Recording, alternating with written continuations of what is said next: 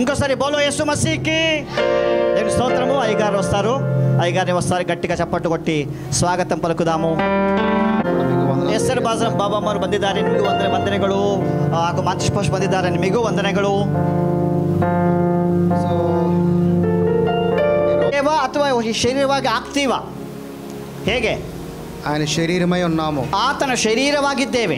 ఆయన శరీరంలోనే మనమందరం ఆయనకి అవయములై ఉన్నాము. ನಾವು ಆ ಕ್ರಿಸ್ತನ ಶರೀರದಲ್ಲಿ ನಾವೆಲ್ಲರೂ ಕೂಡ ಅವಯವಗಳಾಗಿದ್ದೇವೆ. మనం అనుకుంటున్నాము మన కళ్ళు, మన మనసు, మన హృదయము, మన చెవులు, మన ముక్కు అనుకుంటున్నాము. ನಾವು ಅನ್ಕೊಳ್ತೇವೆ ಇವೆಲ್ಲವೂ ಕೂಡ ನಮ್ಮ ಕಣ್ಣು, ನಮ್ಮ ಕಿವಿ, ನಮ್ಮ ಮೂಗು, ನಮ್ಮ ಬಾಯಿ ಎಲ್ಲವನ್ನು ನಮ್ಮಲ್ಲಿ ಯೋಚನೆ ಮಾಡ್ತಿದ್ದೇವೆ.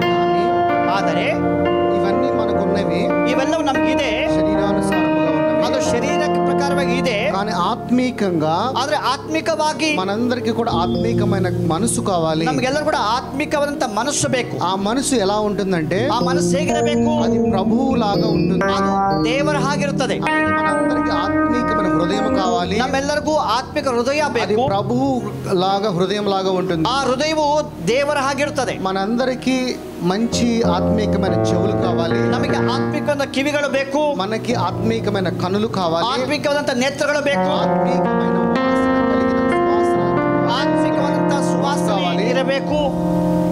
ముక్కు నోస్ కావాలి. ಮೂಗಿರಬೇಕು. ఆత్మీకమైన కాళ్ళు కావాలి. ಆತ್ಮಿಕವಾದಂತ ಕಾಲುಗಳು ಬೇಕು. ఆత్మీకమైన నోరు కావాలి. ಆತ್ಮಿಕವಾದಂತ ಬಾಯಿ ಬೇಕಾಗ್ತದೆ. ఇవన్నీ కూడా ಇವೆಲ್ಲವೂ ಕೂಡ ನಮ್ಮಲ್ಲಿರುವ ಪರಲೋಕಕ್ಕೆ ಸಂಪರ್ಕ ಇರುತ್ತದೆ. ఎందుకనంటే ಯಾಕೆಂದರೆ ఈ పరలోక ಈ రాజ్యంలో ಪರಲೋಕ ರಾಜ್ಯವು నీలో నాలో మన అందరిలో వ్యాపింపజేసిన ನಿಮ್ಮಲ್ಲಿ ನಮ್ಮಲ್ಲಿ ಎಲ್ಲರಲ್ಲಿ ಅದು ವ್ಯಾಪಿಸುವಾಗ పరిశుద్ధాత్మ యొక్క తండ్రి ఉంటాడు. ಪರಿಶುದ್ಧಾತ್ಮ ತಂದೆ ಇರ್ತಾನೆ. నువ్వు ఈ ఆత్మీకమైన ఆలోచనలు గాని, కనులు గాని, హృదయము గాని, మనసు గాని, ఇవన్నీ కూడా ನಿಮ್ಮ ಕಣ್ಗಳು, ಹೃದಯ, ಆಲೋಚನೆ, ಆತ್ಮಿಕವಾಗಿ ಇವೆಲ್ಲವೂ ಕೂಡ పరిశుద్ధాత్మునికి కనెక్షన్ ఉంటాయి. ಅದು ಪರಿಶುದ್ಧಾತ್ಮಕ್ಕೆ ಸಂಪರ್ಕ ಇರುತ್ತದೆ. పరిశుద్ధాత్ముడు ఆత్మే ఉన్నాడు కాబట్టి ಪರಿಶುದ್ಧಾತ್ಮನು ಆತ್ಮವಾಗಿದ್ದಾನೆ. నీ ముఖములో ఉన్నవన్నీ కూడా ನಿಮ್ಮ ಮುಖದಲ್ಲಿರುವಂತ ಎಲ್ಲವೂ ಕೂಡ ఆత్మీకంగా కనెక్షన్ అవ్వాలి. ಆತ್ಮಿಕದಲ್ಲಿ ಸಂಪರ್ಕ ಇರಬೇಕು. సంఘానికి శిరస్సు ఎవరు? ಸಭೆಗೆ ಶಿರಸ್ಸು ಯಾರು? ఎవరు సంఘానికి శిరస్సు? ಯಾರು ಸಭೆಗೆ ಶಿರಸ್ಸು? సంఘానికి శిరస్సు ప్రభువై ఉన్నాడు. ಸಭೆಗೆ ಶಿರಸ್ಸು ಕ್ರಿಸ್ತನಾಗಿದ್ದಾನೆ. క్రీస్తులాగా ఆలోచించు, ಕ್ರಿಸ್ತನ ಹಾಗೆ ಯೋಚಿಸು, క్రీస్తులాగా బ్రతుకు, ಕ್ರಿಸ್ತನ ಹಾಗೆ ಜೀವಿಸು, క్రీస్తు హృదయం కలిగి జీవించు, ಕ್ರಿಸ್ತನ ಹೃದಯವುಳ್ಳವರಾಗಿ, క్రీస్తు కలిగిన ఆత్మీకమైన కళ్ళు కలిగి జీవించు, ಕ್ರಿಸ್ತನಿರುವಂತ ಆತ್ಮಿಕ ನೇತ್ರವುಳ್ಳವರಾಗಿ, ఆత్మీకమైన చెవులు కలిగి జీవించు, ಆತ್ಮಿಕ ಕಿವಿಗಳುಳ್ಳವರಾಗಿ, క్రీస్తు కలిగిన ఆత్మీకమైన నోరు కలిగి జీవించు, ಕ್ರಿಸ್ತನ ಆತ್ಮಿಕವಂತ ಬಾಯಿ ಆಗಿದ್ದು, కలిగిన ఆత్మీకమైన ముక్కు కలిగి జీవించు, ಕ್ರಿಸ್ತನ ಆತ್ಮಿಕವಂತ ಮೂಗಾಗಿದ್ದು, క్రీస్తు కలిగిన ఆత్మీకమైన కాళ్ళు కలిగి జీవించు. ಕ್ರಿಸ್ತನ ಆತ್ಮಿಕ ಕಾಲುಗಳುಳ್ಳವರಾಗಿರಬೇಕು. సో ఈ రోజు నేను మాట్లాడే ఒక సారాంశం ఏంటంటే, ಇವತ್ತು ಮಾತಾಡುವಂತ ಒಂದು ಪೀಠಿಕೆ ಏನ್ ಗೊತ್ತಾ? ఈ రోజు 2 టాపిక్లు మాట్లాడుతాను. ಇವತ್ತು ನಾನು 2 ಪೀಠಿಕೆ ಮಾತಾಡ್ತೀನಿ. మన మైండ్ ఎలా ఉండాలి? ನಮ್ಮ ಆಲೋಚನೆ ಹೇಗಿರಬೇಕು? మైండ్ ఆఫ్ క్రైస్ట్ లాగా ఉండాలి. ನಮ್ಮ ಆಲೋಚನೆ ಕ್ರಿಸ್ತನ ಮನಸ್ಸಾಗಿರಬೇಕು. మన ఐస్ కూడా ನಮ್ಮ ಕಣ್ಗಳು ఐస్ ఆఫ్ క్రైస్ట్ లాగా ఉండాలి. ಕ್ರಿಸ್ತನ ಕಣ್ಗಳಾಗಿರಬೇಕು. సో నెక్స్ట్ కమింగ్ డేస్ లో ಬರುವಂತ ದಿನಮಾನಗಳು అలాగే హృదయం గురించి, ಹೃದಯದ ಬಗ್ಗೆ, అలాగే ఆత్మీక చెవుల గురించి, ಆತ್ಮಿಕ ಕಿವಿಗಳ ಬಗ್ಗೆ, అలాగే ఆత్మీకమైన కాళ్ళ గురించి, ಆತ್ಮಿಕ ಕಾಲುಗಳ ಬಗ್ಗೆ, ఆత్మీకమైన నోరు గురించి, ಆತ್ಮಿಕವಂತ ಬಾಯಿ ಬಗ್ಗೆ, ఆత్మీకమైన నోస్ గురించి మాట్లాడుకుందాం. ಆತ್ಮಿಕವಂತ ಮೂಗಿನ ಬಗ್ಗೆ ಮಾತಾಡ್ತೇವೆ. ఈ రోజున ಆದ್ರೆ ಇವತ್ತು ఆత్మీకమైన మనస్సు, ಆತ್ಮಿಕವಂತ ಮನಸ್ಸು, ఆత్మీకమైన చెవులు, ಆತ್ಮಿಕವಂತ ಕಿವಿಗಳು, ఆత్మీకమైన ఐస్ గురించి మాట్లాడదాం. ಕಣ್ಗಳ ಬಗ್ಗೆ ಮಾತಾಡ್ತೇವೆ. సమయమును బట్టి దీని లోతులోకి వెళ్ళి ಸಮಯ ಅನುಸಾರವಾಗಿ ಆಳವಾಗಿ ನೋಡ್ತೇವೆ. మన పరలోక రాజ్యం ఎక్కడ ఉన్నది? పరలోక రాజ్య ಎಲ್ಲಿದೆ? ಹೋದ ವಾರ ಕೇಳಿರಲ್ಲ. ఎక్కడ ఉన్నది? ಎಲ್ಲಿದೆ ಪರಲೋಕ ರಾಜ್ಯ? ఉన్నది ಎಲ್ಲಿದೆ? మాట్లాడాలి. మాట్లాడಬೇಕು ನೀವು. ఎక్కడ ఉన్నది? పరలోక రాజ్య ఎಲ್ಲಿದೆ? మనలోనే ఉన్నది. నమ్మల్లిదే.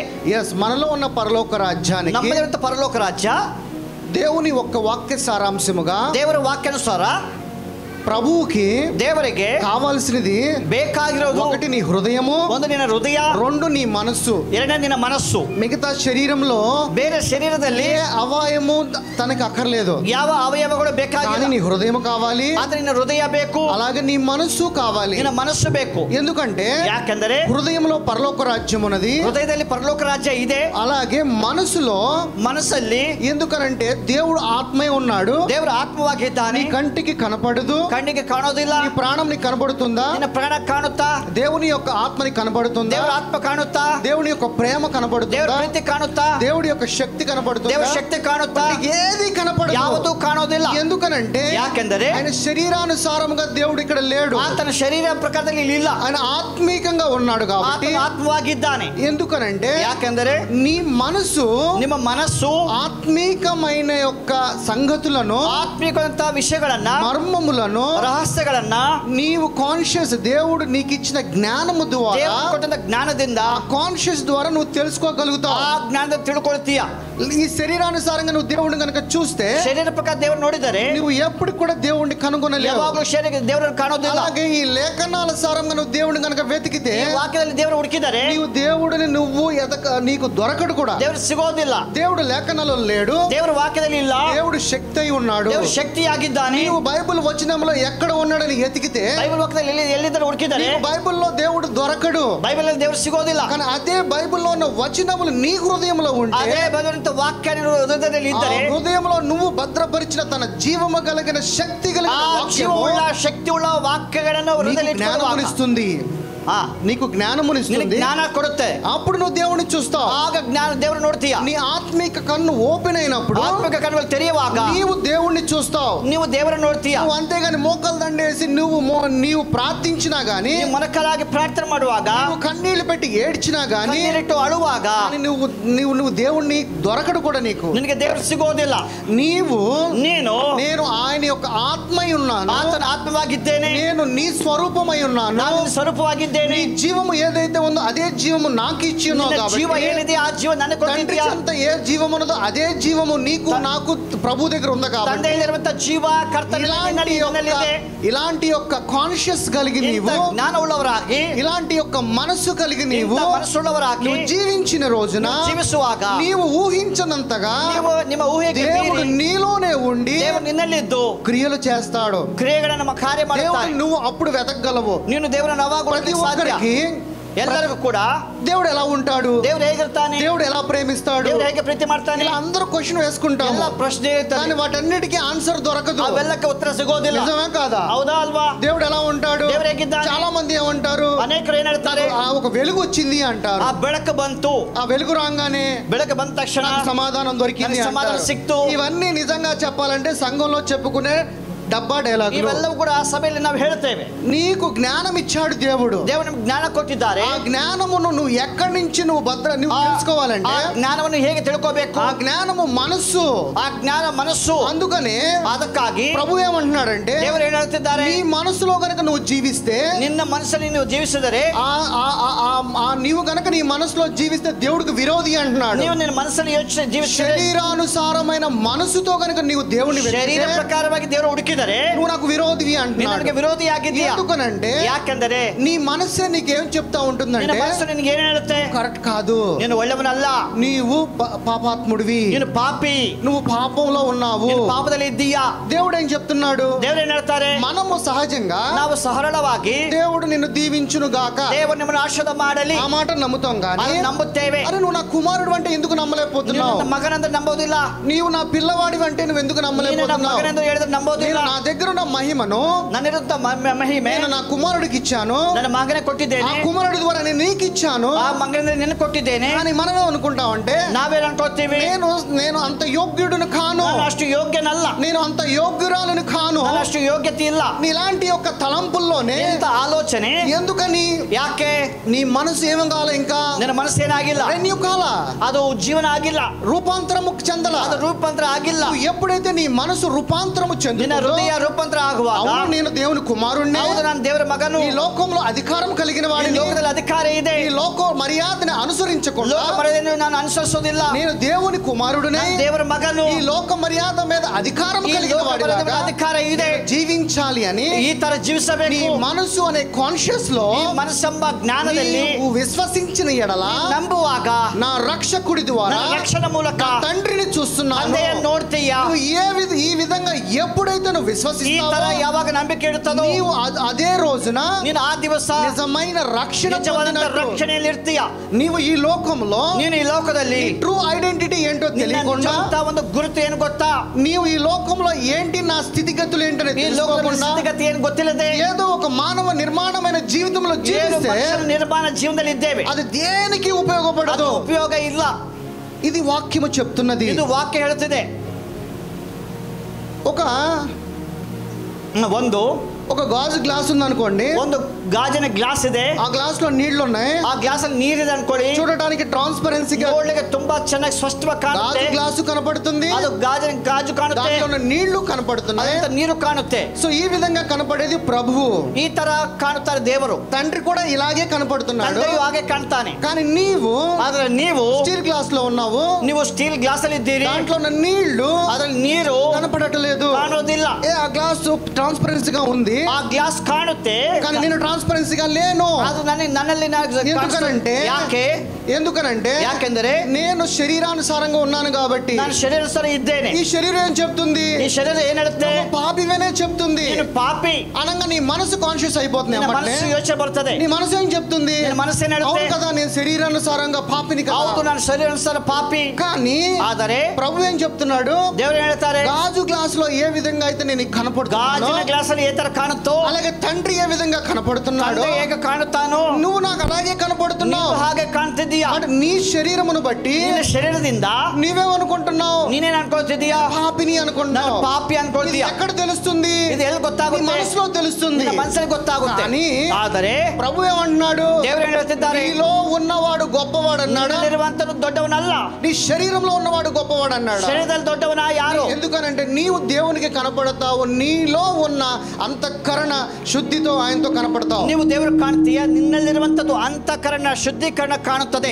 ఇలాంటి మనసు కలిగి, ಇಂಥ ಮನಸ್ಸುಳ್ಳವರಾಗಿ, కాన్షియస్ కలిగి మనం జీవించాలి. ಜ್ಞಾನ ಉಳ್ಳವರಾಗಿ ಜೀವಿಸಬೇಕು. దేవుడు అన్నాడు అంటే మైండ్ ఆఫ్ క్రైస్ట్. ಅದಕ್ಕೆ ದೇವರು ಹೇಳ್ತಾನೆ, ದೇವರ ಮನಸ್ಸು. నీ మనసు కాదు, ನಿನ್ನ ಮನಸ್ಸು ಅಲ್ಲ. క్రీస్తు మనసు ఎరిగి ಕ್ರಿಸ್ತನ ಮನಸ್ಸು ತಿಳಿದು అలాంటి జీవితాన్ని జీవించు అన్నాడు. ಜೀವನ ಜೀವಿಸಬೇಕು. నీవు గనక ఈ లోకంలో నీ శరీరానుసారమైన ಲೋಕದಲ್ಲಿ ನಿನ್ನ ಶರೀರ ಪ್ರಕಾರ ಜೀವಿಸಿದರೆ దేవుడు ఏమంటున్నాడంటే, ದೇವರು ಹೇಳ್ತಾರೆ, నువ్వు నాకు విరోధివి అన్నాడు. ಶತ್ರು ಆಗಿದ್ದೀಯಾ. నువ్వు దేవుడికి విరోధిగా జీవిస్తావా? ದೇವರ ವಿರೋಧಿಯಾಗಿರ್ತೀಯಾ? దేవుడికి కుమారుడిగా జీవిస్తావా ಆಗಿರ್ತೀಯಾ అనేది నీ యొక్క తలంపు, ಎಂಬ ನಿನ್ನ ಆಲೋಚನೆ నువ్వే ఎంచుకో.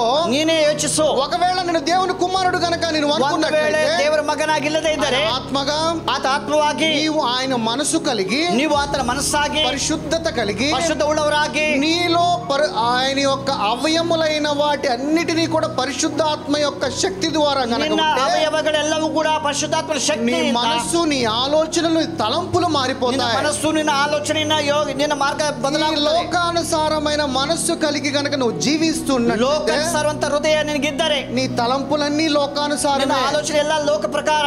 నీవు ఈ లోకంలో నువ్వు జీవిస్తున్నావు అనుకుంటున్నావు, కానీ దేవుడు ఏమంటున్నాడు ಆದ್ರೆ అంటే, ದೇವರು ಹೇಳ್ತಿದ್ದಾರೆ, ఈ లోకంలో నువ్వు లేవు అని ಈ అంటున్నాడు. ಲೋಕದಲ್ಲಿ ನೀನಿಲ್ಲ. అదే సత్యము. ಅದು ಸತ್ಯ. ఆ సత్యమును తెలుసుకో ಆ అంటున్నాడు. ಸತ್ಯವನ್ನು ತಿಳಿದುಕೋ. ఆ సత్యాన్ని తెలుసుకోవాలంటే నీకు మనస్సులో మార్పాటు చెందాలి, ಆ ಸತ್ಯನ ಗೊತ್ತಾಗಬೇಕು, రూపాంతరము చెందాలి. ನೀನು ರೂಪಾಂತರ ಆಗಬೇಕು. రూపాంతరము చెందనంత వరకు ರೂಪಾಂತರ ಆಗದೆ ಇದ್ದರೆ ఎటువంటి ఉపయోగం అనేది ಅದು లేదు. ಏನು ಪ್ರಯೋಜನ ಇಲ್ಲ. 1 కొరింథీయులు 12:27. ಮೊದಲನೇ ಕೊರಿಂಥ 12ನೇ ಅಧ್ಯಾಯ 7ನೇ ವಾಕ್ಯ. ಆದರೆ ಪ್ರತಿಯೊಬ್ಬನಲ್ಲಿ ತೋರಿಬರುವ ದೇವರಾತ್ಮನ ವರಗಳು ಸರ್ವರ ಪ್ರಯೋಜನಾರ್ಥವಾಗಿ ಕೊಡಲ್ಪಟ್ಟಿವೆ. అటువలే మీరు క్రీస్తు యొక్క శరీరమై ఉండి క్రీస్తు యొక్క శరీరము అయ్యుండి వేరువేరుగా అవయములై ఉన్నామంట. ఎలా ఉన్నామంట మనం అందరం? ಹೇಗಿದ್ದೇವೆ ನಾವೆಲ್ಲರೂ ಕೂಡ? క్రీస్తు శరీరమై, ಕ್ರಿಸ್ತನ ಶರೀರವಾಗಿ, క్రీస్తు అవయములై, ಕ್ರಿಸ್ತನ ಅವಯವಗಳಾಗಿ వేరుగా ఉన్నామంటున్నాడు. ಬೇರೆ ಬೇರೆ ಆಗಿದ್ದೇವೆ. అంటే క్రీస్తు శరీరమైన అవయములు అంటే ఏంటి? ఇక్కడ శరీర అవయవ ಅಂದ್ರೆ ಏನು? సంఘము, సభೆ. అలాగే మన చుట్టూ ఉన్న అనేకమైన సంఘములు, ನಮ್ಮ ಸುತ್ತಮುತ್ತ ಎಲ್ಲಾ ಸಭೆಗಳು, మనమందరము కలిసి ఆయన అవయవమై ఉన్నామంట. ನಾವೆಲ್ಲರೂ ಸೇರಿ ಆತನ ಅವಯವಗಳಾಗಿದ್ದೇವೆ. ఎందుకు ఆయన శరీరమై ఉన్నామంటే, ಯಾಕೆ ಆತನ ಶರೀರವಾಗಿದ್ದೇವೆ? ఆయన ఈ సంఘానికి శిరస్సు ఉన్నాడు కాబట్టి. ಸಭೆಗೆ ಶಿರಸ್ಸಾಗಿದ್ದಾನೆ. శిరస్సైన ఉన్న క్రీస్తు యొక్క మనసు ఏంటిదో, ಶಿರಸ್ಸುಳ್ಳಂತ ಕ್ರಿಸ್ತನ ಮನಸ್ಸನ್ನು ಗೊತ್ತಾ? ఆ మనస్సు కలిగి మనం జీవించాలి. ಮನಸ್ಸುಳ್ಳವರಾಗಿರಬೇಕು. we are telling simply image of Christ అని ನಾನು ಸರಳವಾಗಿ ದೇವರ ಸ್ವರೂಪ ಎಂದು ಹೇಳ್ತಿದ್ದೇನೆ. అది మన పెదాలతో మాట్లాడుతున్నాం, కానీ ತುಟಿಗಳಿಂದ ಮಾತಾಡ್ತೇವೆ. హృదయం చాలా దూరంగా ఉన్నది, ಬಹಳ ದೂರ ಇದೆ.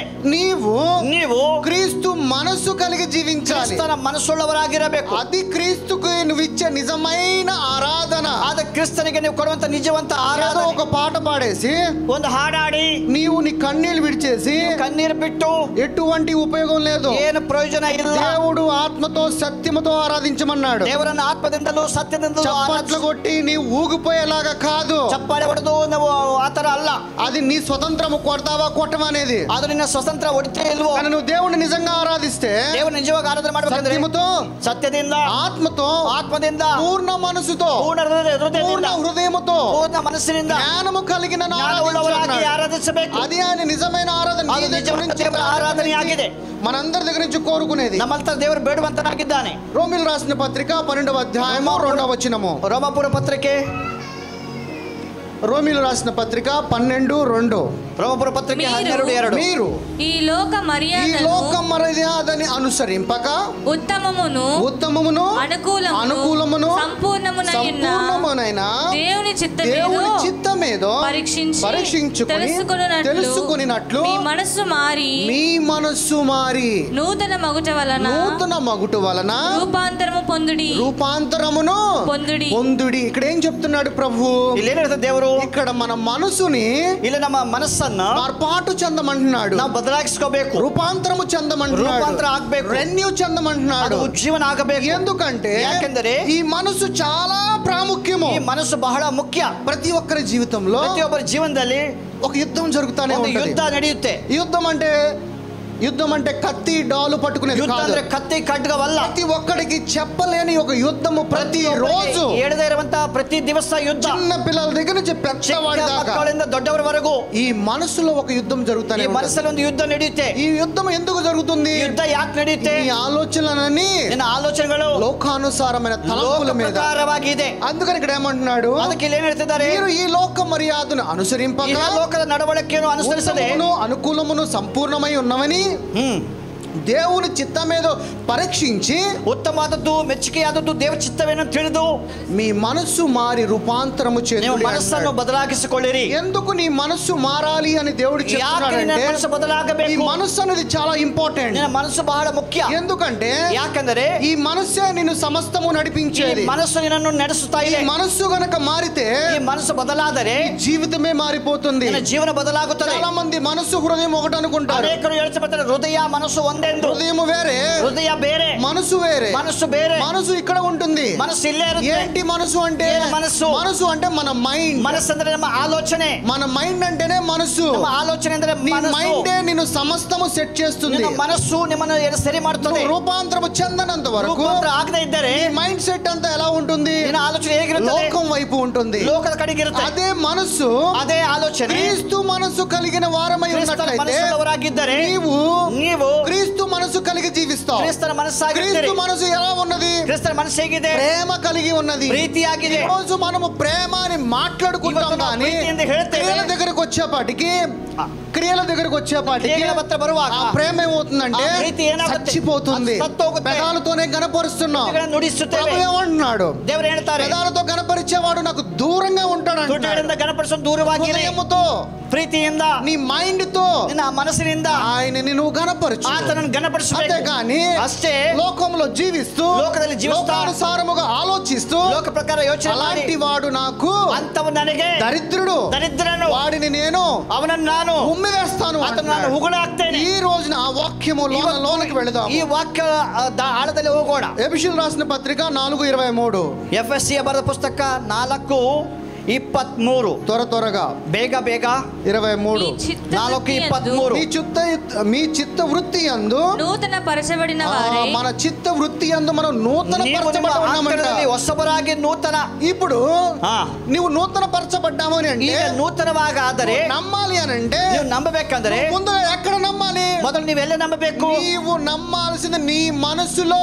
ನೀವು ನಿಮ್ಮ ಮನಸ್ಸಲ್ಲಿ ನಂಬಬೇಕು. నీవు గనుక నీ మనసులో నమ్మకపోతే, ನಿಮ್ಮ ಮನಸ್ಸಲ್ಲಿ ನಂಬದೇ ಇದ್ದರೆ, ఇంగ్లీష్ లో చాలా బాగుంటుంది, సౌండ్ మైండ్ అని ఉంది. ఇంగ్లీష్ ತುಂಬಾ ಚೆನ್ನಾಗಿ ಹೇಳ್ತದೆ. ನೀವು ಒಳ್ಳೆ ಜ್ಞಾನವುಳ್ಳ ಮನಸ್ಸು. అలాంటి ఒక మనసు మనసులో ಅಂತ ಮನಸ್ಸಿನಲ್ಲಿ నూతన పరచబడ్డాను. నువ్వు నూతనವಾಗಬೇಕು. ఎలాగ నూతన పరచబడ్డాను? ಹೇಗೆ ನೂತನವಾಗಿದ್ದೇವೆ? శరీరం నుంచి నేను బయటకు వచ్చి ಶರೀರದಿಂದ ಹೊರಗಡೆ ಬಂದು దేవుని ఆత్మగా ದೇವರ ಆತ್ಮವಾಗಿ నిత్య జీవములోకి నేను ನಿತ್ಯ ಜೀವನದಲ್ಲಿ నూతన పరచబడ్డాను. నూతనವಾಗಿದ್ದೇನೆ. అని నువ్వు నమ్మాల్సింది ఎక్కడ? ఎಲ್ಲಿ ನಂಬಬೇಕು? మనసులో, ನಿನ್ನ ಮನಸ್ಸಲ್ಲಿ. ఈ మనసు అనే మనసాక్షిని ಮನಸ್ಸಾಕ್ಷಿಯಲ್ಲಿ విశ్వసించిన ఎడల ನಂಬುವಾಗ అదే నిజమైన రక్షణ. నిజವಾದ రక్షಣೆ. బాప్తిసము శరీరానుసారం తీసుకునేది కాదు రక్షణ అంటే. బాప్తిసము శరీర ప్రకారం అಲ್ಲ. హృదయము నీ మనస్సు, హృదయ నీ మనస్సు ప్రభువుని అంగీకరించినప్పుడు, దేవుని స్వీకార ಮಾಡುವಾಗ, వాక్యమును అర్థం చేసుకుని జ్ఞానముతో ಆತನ ಮಾತುಗಳನ್ನು ಅರ್ಥ ಮಾಡಿಕೊಂಡು విశ్వసించిన ఎడల ನಂಬುವಾಗ అది నిజమైన రక్షణ. నిజవంತ రక్షಣೆ. ఆ రక్షణ నిన్ను నిత్య జీవంలోకి ఆ రక్షణ తీసుకెళ్తుంది. నిన్ను నిత్య జీవಕ್ಕೆ ఆ ನಡೆಸುತ್ತದೆ. రక్షణ నిన్ను నిత్యము నిలగొల్పుతుంది. ఆ రక్షణ నిత్యವಾಗಿ ನಿಮ್ಮನ್ನು మళ్ళీ ನಿಲ್ಲಿಸುತ್ತದೆ. నిన్ను పాపపు ఆలోచన ఆలోచింపకుండా చేస్తుంది. ಪಾಪದ ಆಲೋಚನೆ ಇಲ್ಲದ ಹಾಗೆ ಮಾಡುತ್ತದೆ. ఒకవేళ నువ్వు శరీరానుసారంగా తీసుకునే యొక్క బాప్తిసమైన రక్షణ అనుకుంటే, ಶರೀರವಾಗಿ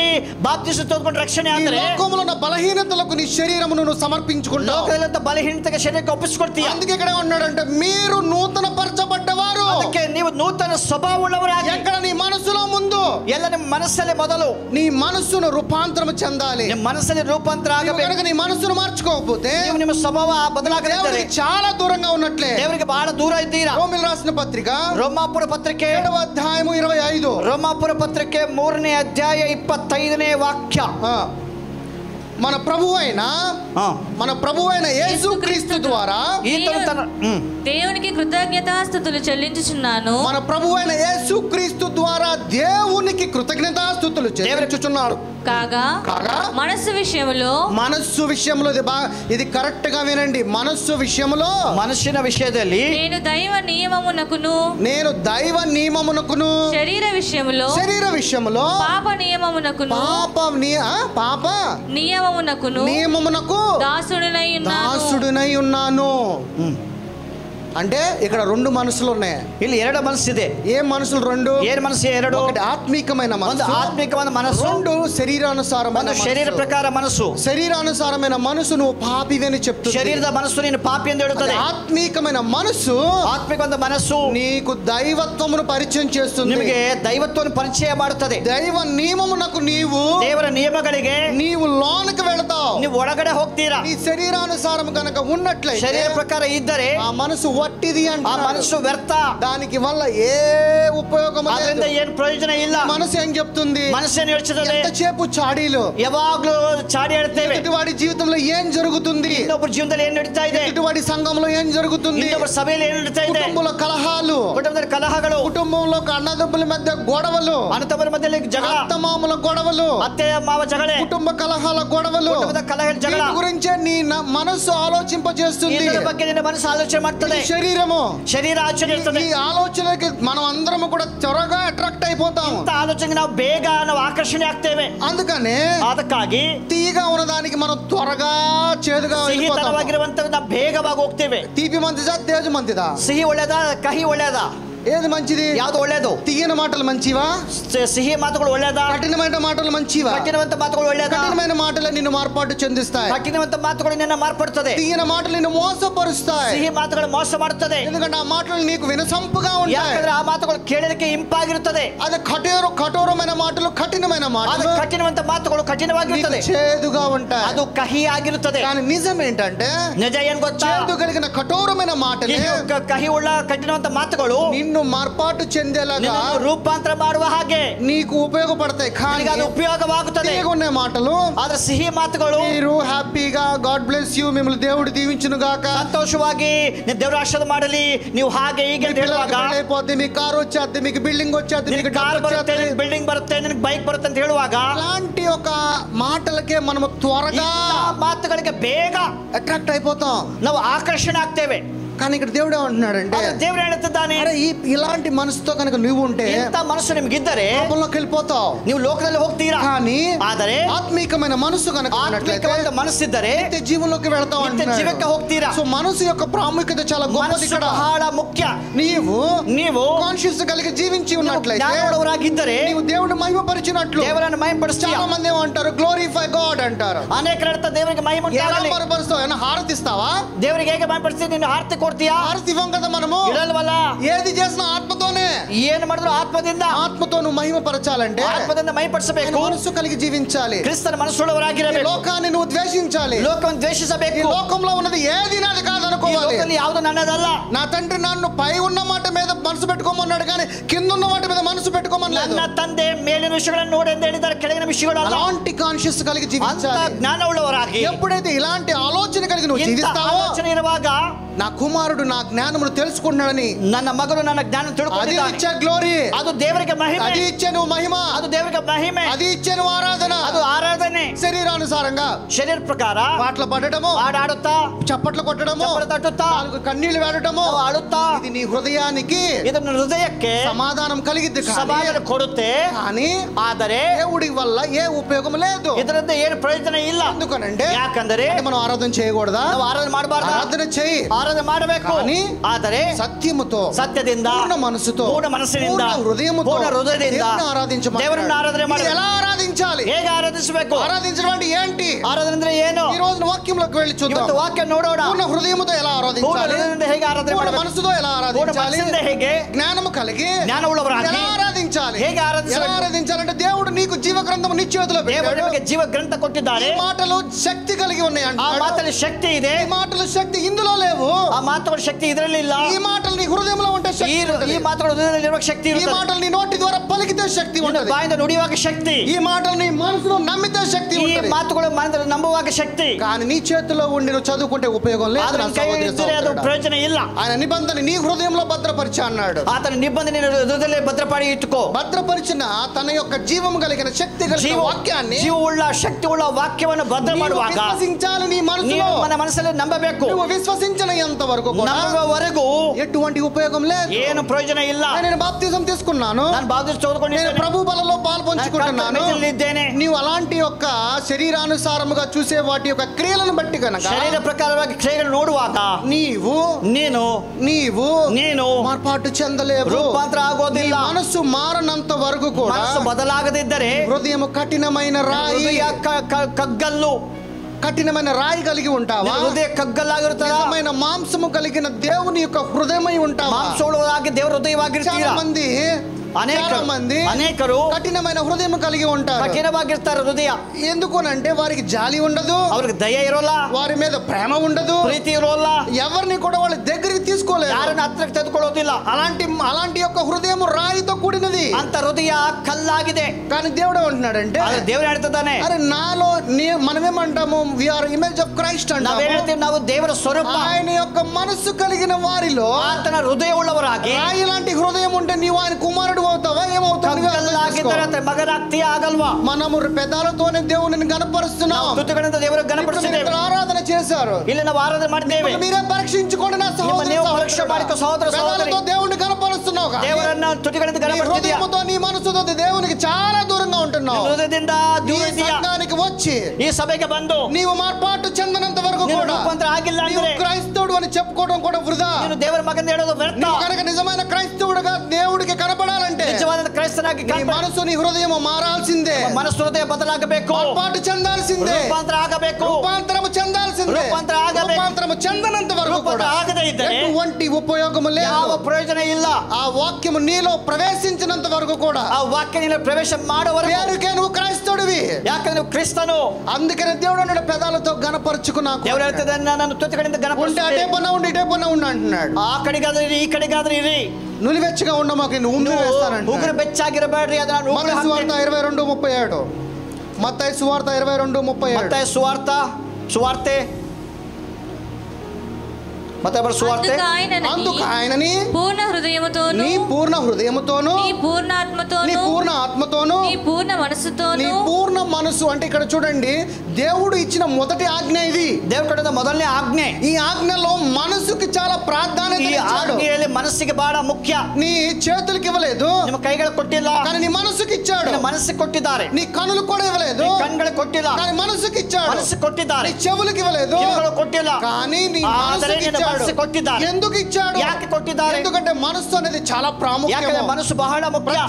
చాలా మంది ఏమంటారు, చాలా బాధగా ఉన్నప్పుడు ಅನೇಕರು ಹೇಳ್ತಾರೆ, ದುಃಖದಲ್ಲಿ ಇರುವಾಗ ఏమంటారు, ಏನಂತಾರೆ, మనసు బాగోలేదండి, ನನ್ನ ಮನಸ್ಸು ಚೆನ್ನಾಗಿಲ್ಲ, నీ మనసు బాగుంటే నీలో సంతోషం ఉంటుంది. ನಿನ್ನ ಮನಸ್ಸು ಚೆನ್ನಾಗಿದೆ, ನಿನ್ನ ಸಂತೋಷ ಇರುತ್ತದೆ. ఎదుటివాడు ఎవరన్నా దూషించారనుకో, ಬೇರೆಯವರು ದೋಷಣೆ ಮಾಡುವಾಗ నీ హృదయం నీ బాడీలో ఎక్కడ బాధ వేయదు, ನಿನ್ನ ಮನಸ್ಸಲ್ಲಿ ಎಲ್ಲಿ ನೋವಾಗಲ್ಲ, కానీ నీ మనసులో బాధ వేస్తుంది. ಆದ್ರೆ ಮನಸ್ಸಲ್ಲಿ ನೋವಾಗುತ್ತದೆ. ఆ మాటలు నీ మనసును గాయపరుస్తాయి. ಆ ಮಾತುಗಳು ನಿನ್ನ ಮನಸ್ಸನ್ನು ಗಾಯ ಮಾಡುತ್ತದೆ. ఎదుటివాడి మాట్లాడిన మాటలు నిన్ను గాయపరిచినప్పుడు నీ మనస్సు, ಆ ವ್ಯಕ್ತಿ ಮಾತಾಡುವಾಗ ಗಾಯ ಆದಾಗ ನಿನ್ನ ಮನಸ್ಸು నీలో ఆటోమేటిక్ గా ನಿನ್ನಲ್ಲಿ ಇದ್ದಕ್ಕಿದ್ದ ಹಾಗೆ వికారమైన నీ యొక్క శరీరం కనబడుతుంది. ಆ ಕಾರ್ಗತ್ತದ ಶರೀರ ಕಾಣುತ್ತದೆ. ఎందుకంటే నీ మనసు చాలా ప్రాముఖ్యమైన ಬಹಳ ಮುಖ್ಯ. అందుకని ఇక్కడ ఏమంటున్నాడంటే, ಅದಕ್ಕೆ ಇಲ್ಲಿ ಏನ್ ಹೇಳ್ತಿದ್ದಾರೆ, నీ పూర్ణ హృదయముతోను, ಪೂರ್ಣ ಹೃದಯದಿಂದ, నీ మనస్సుతోను, ನಿನ್ನ ಪೂರ್ಣ ಹೃದಯದಿಂದ, పూర్ణ ఆత్మతోను, ಪೂರ್ಣ ಆತ್ಮದಿಂದ దేవుడను ప్రభువును ప్రేమింపటనే, ದೇವರನ್ನು ಪ್ರೀತಿ ಮಾಡೋದೇ. అర్థమవుతుందా? ಅರ್ಥ ಆಗ್ತಿದೆಯಾ? ఆత్మ అంటున్నాడు, ಆತ್ಮ ಹೇಳ್ತಿದ್ದಾರೆ, హృదయం అంటున్నాడు, ದೇವರ ಹೃದಯ, పూర్ణ మనస్సు అంటున్నాడు. ಪೂರ್ಣ ಮನಸ್ಸು. ఈ మూడు కావాలి నీ దగ్గర. ಈ ಮೂರು ನಿನ್ನ ಬಳಿ ಬೇಕು. ఈ మూడు నీకు కావాలి అని అంటే, ಈ ಮೂರು ಬೇಕಾದರೆ ముందు నీ మనసు మారాలి. ಮೊದಲ ಮನಸ್ಸು ಬದಲಾಗಬೇಕು. నీ మనసు మారితే, ಮನಸ್ಸು ಬದಲಾದರೆ నీ ఆలోచన, ನಿಮ್ಮ ಆಲೋಚನೆ ಬದಲಾಗುತ್ತದೆ. ఆలోచన మారుతుంది. ಆಲೋಚನೆ ಬದಲಾಗುತ್ತದೆ. నువ్వు మారనంత వరకు, ನೀವು ಬದಲಾಗದಿದ್ದರೆ, నీవు ఏది అడిగినా, ನೀವು ಏನ್ ಕೇಳಿದ್ರು, చాలా మంది ప్రార్థన చేస్తూ ఉంటారు, ఎందుకు విడుదల దొరకట్లా, ಅನೇಕರು ಪ್ರಾರ್ಥನೆ ಮಾಡ್ತಾರೆ, ಯಾಕೆ ಬಿಡುಗಡೆ ಇಲ್ಲ, ఎందుకు రోగం విడుదల అవ్వటలా, ಯಾಕೆ ರೋಗ ಬಿಡುಗಡೆ ಇಲ್ಲ, ఎందుకు అప్పులు పోవటలా, ಯಾಕೆ ಸಾಲ ಹೋಗ್ತಾ ಇಲ್ಲ, ఎందుకు మనకే ఈ కష్టాలు, ಯಾಕೆ ನಮಗೆ ಈ ಕಷ್ಟ, ఎందుకు మనం ఈ లోకంలో పేదవారిగా ಯಾಕೆ జీవించాలి, ಲೋಕದಲ್ಲಿ ಬಡವರಾಗಿದ್ದೇವೆ, ఎందుకనంటే నువ్వు శరీరంలో ఉన్నావు ಯಾಕೆ కాబట్టి. ನೀವು ಶರೀರದಲ್ಲಿ ಇದ್ದೀರಿ, నీవు మనసు మరి రూపాంతరం చెందిన ನೀವು రోజున ಮನಸ್ಸು ಬದಲಾಗಿ ರೂಪಾಂತರ నువ్వు ಆಗ್ತಾರೆ. ఎవరో ఈ లోకంలో నీకు అర్థమవుతుంది.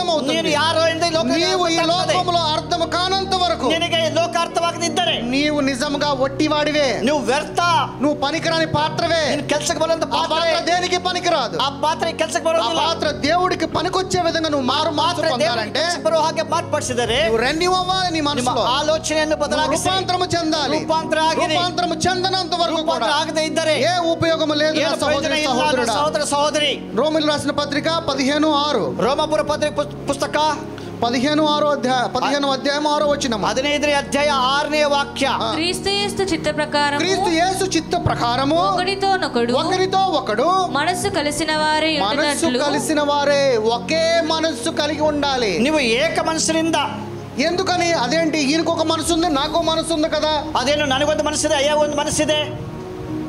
ఇది గనక, ಇದು ಒಂದು ವೇಳೆ ఆయన శరీరం వేరే, నా శరీరం వేరే, ನನ್ನ ಶರೀರ, ಇಬ್ಬರು ಶರೀರ ಬೇರೆ. ఆయన ఆత్మీయంగా బలపడిన రోజున, ನಾನು ಆತ್ಮಿಕ ಬಲಪಡುವಾಗ, నేను ఆత్మీయంగా ಅವರು బలపడిన ಆತ್ಮಿಕ ಬಲಪಡುವಾಗ, మా ఇద్దరిలో ఉన్నది ఒకే మనస్సు, ನಮ್ಮಲ್ಲಿರುವಂತ ಒಂದೇ ಮನಸ್ಸು. అదే ప్రభువు మనస్సు. ಅದು ದೇವರ ಜೋರ ಮಾತುಗಾಗಿ కూడా ప్రభువు మనసై ఏక మనసులై ఉండాలి. ಆ ದೇವರ ಮನಸ್ಸಾಗಿ ಏಕ ಮನಸ್ಸುಳ್ಳವರಾಗಿದ್ದೇವೆ. మనము శరీరానుసారంగా విడివిడిగా ఉన్నట్లయితే, ನಾವು ಶರೀರದಲ್ಲಿ ಬೇರೆ ಬೇರೆ ಆಗಿದ್ದೇವೆ. మనసు వేరే, ಮನಸ್ಸು ಬೇರೆ, నీ మనసు వేరే, ನಿಮ್ಮ ಮನಸ್సు ಬೇರೆ, నా మనసు వేరే, ನನ್ನ ಮನಸ್సు ಬೇರೆ. కానీ మనం అప్పుడు శరీరంలో క్రీస్తులో ఒకటేలా ఉంటాము. ನಾವು ಕ್ರಿಸ್ತನಲ್ಲಿ ಹೇಗೆ ಒಂದಾಗಿರ್ತೇವೆ. చదువుకుంటున్నాం కానీ ನಾವು ವಿದ್ಯಾಭ್ಯಾಸ ಇದೆ, కానీ ఎటువంటి యొక్క వ్యత్యాసం కనబడట్లా. ಏನು ವ್ಯತ್ಯಾಸ ಕಾಣ್ತಿಲ್ಲ. నీలో వ్యత్యాసం కనబడితే ನಿನ್ನೆಲ್ಲ ವ್ಯತ್ಯಾಸ ఒకే ಕಾಣಬೇಕಾದ್ರೆ మనసు కలిగి ఉండాలి. ಏಕ ಮನಸ್ಸಿರಬೇಕು. భార్యాభర్తల మనసు ఒకలాగే ఉంటుంది కదా. ಸ್ತ್ರೀಯ ಗಂಡ ಹೆಂಡತಿ ಮನಸ್ಸು ಒಂದೇ ಇರುತ್ತೆ. అలాగే తండ్రి కుమారుడు మనసు ఒకలాగే ಅದೇ ఉంటుంది ತಂದೆಯ కదా. ಮಗನ ಮನಸ್ಸು ಒಂದೇ.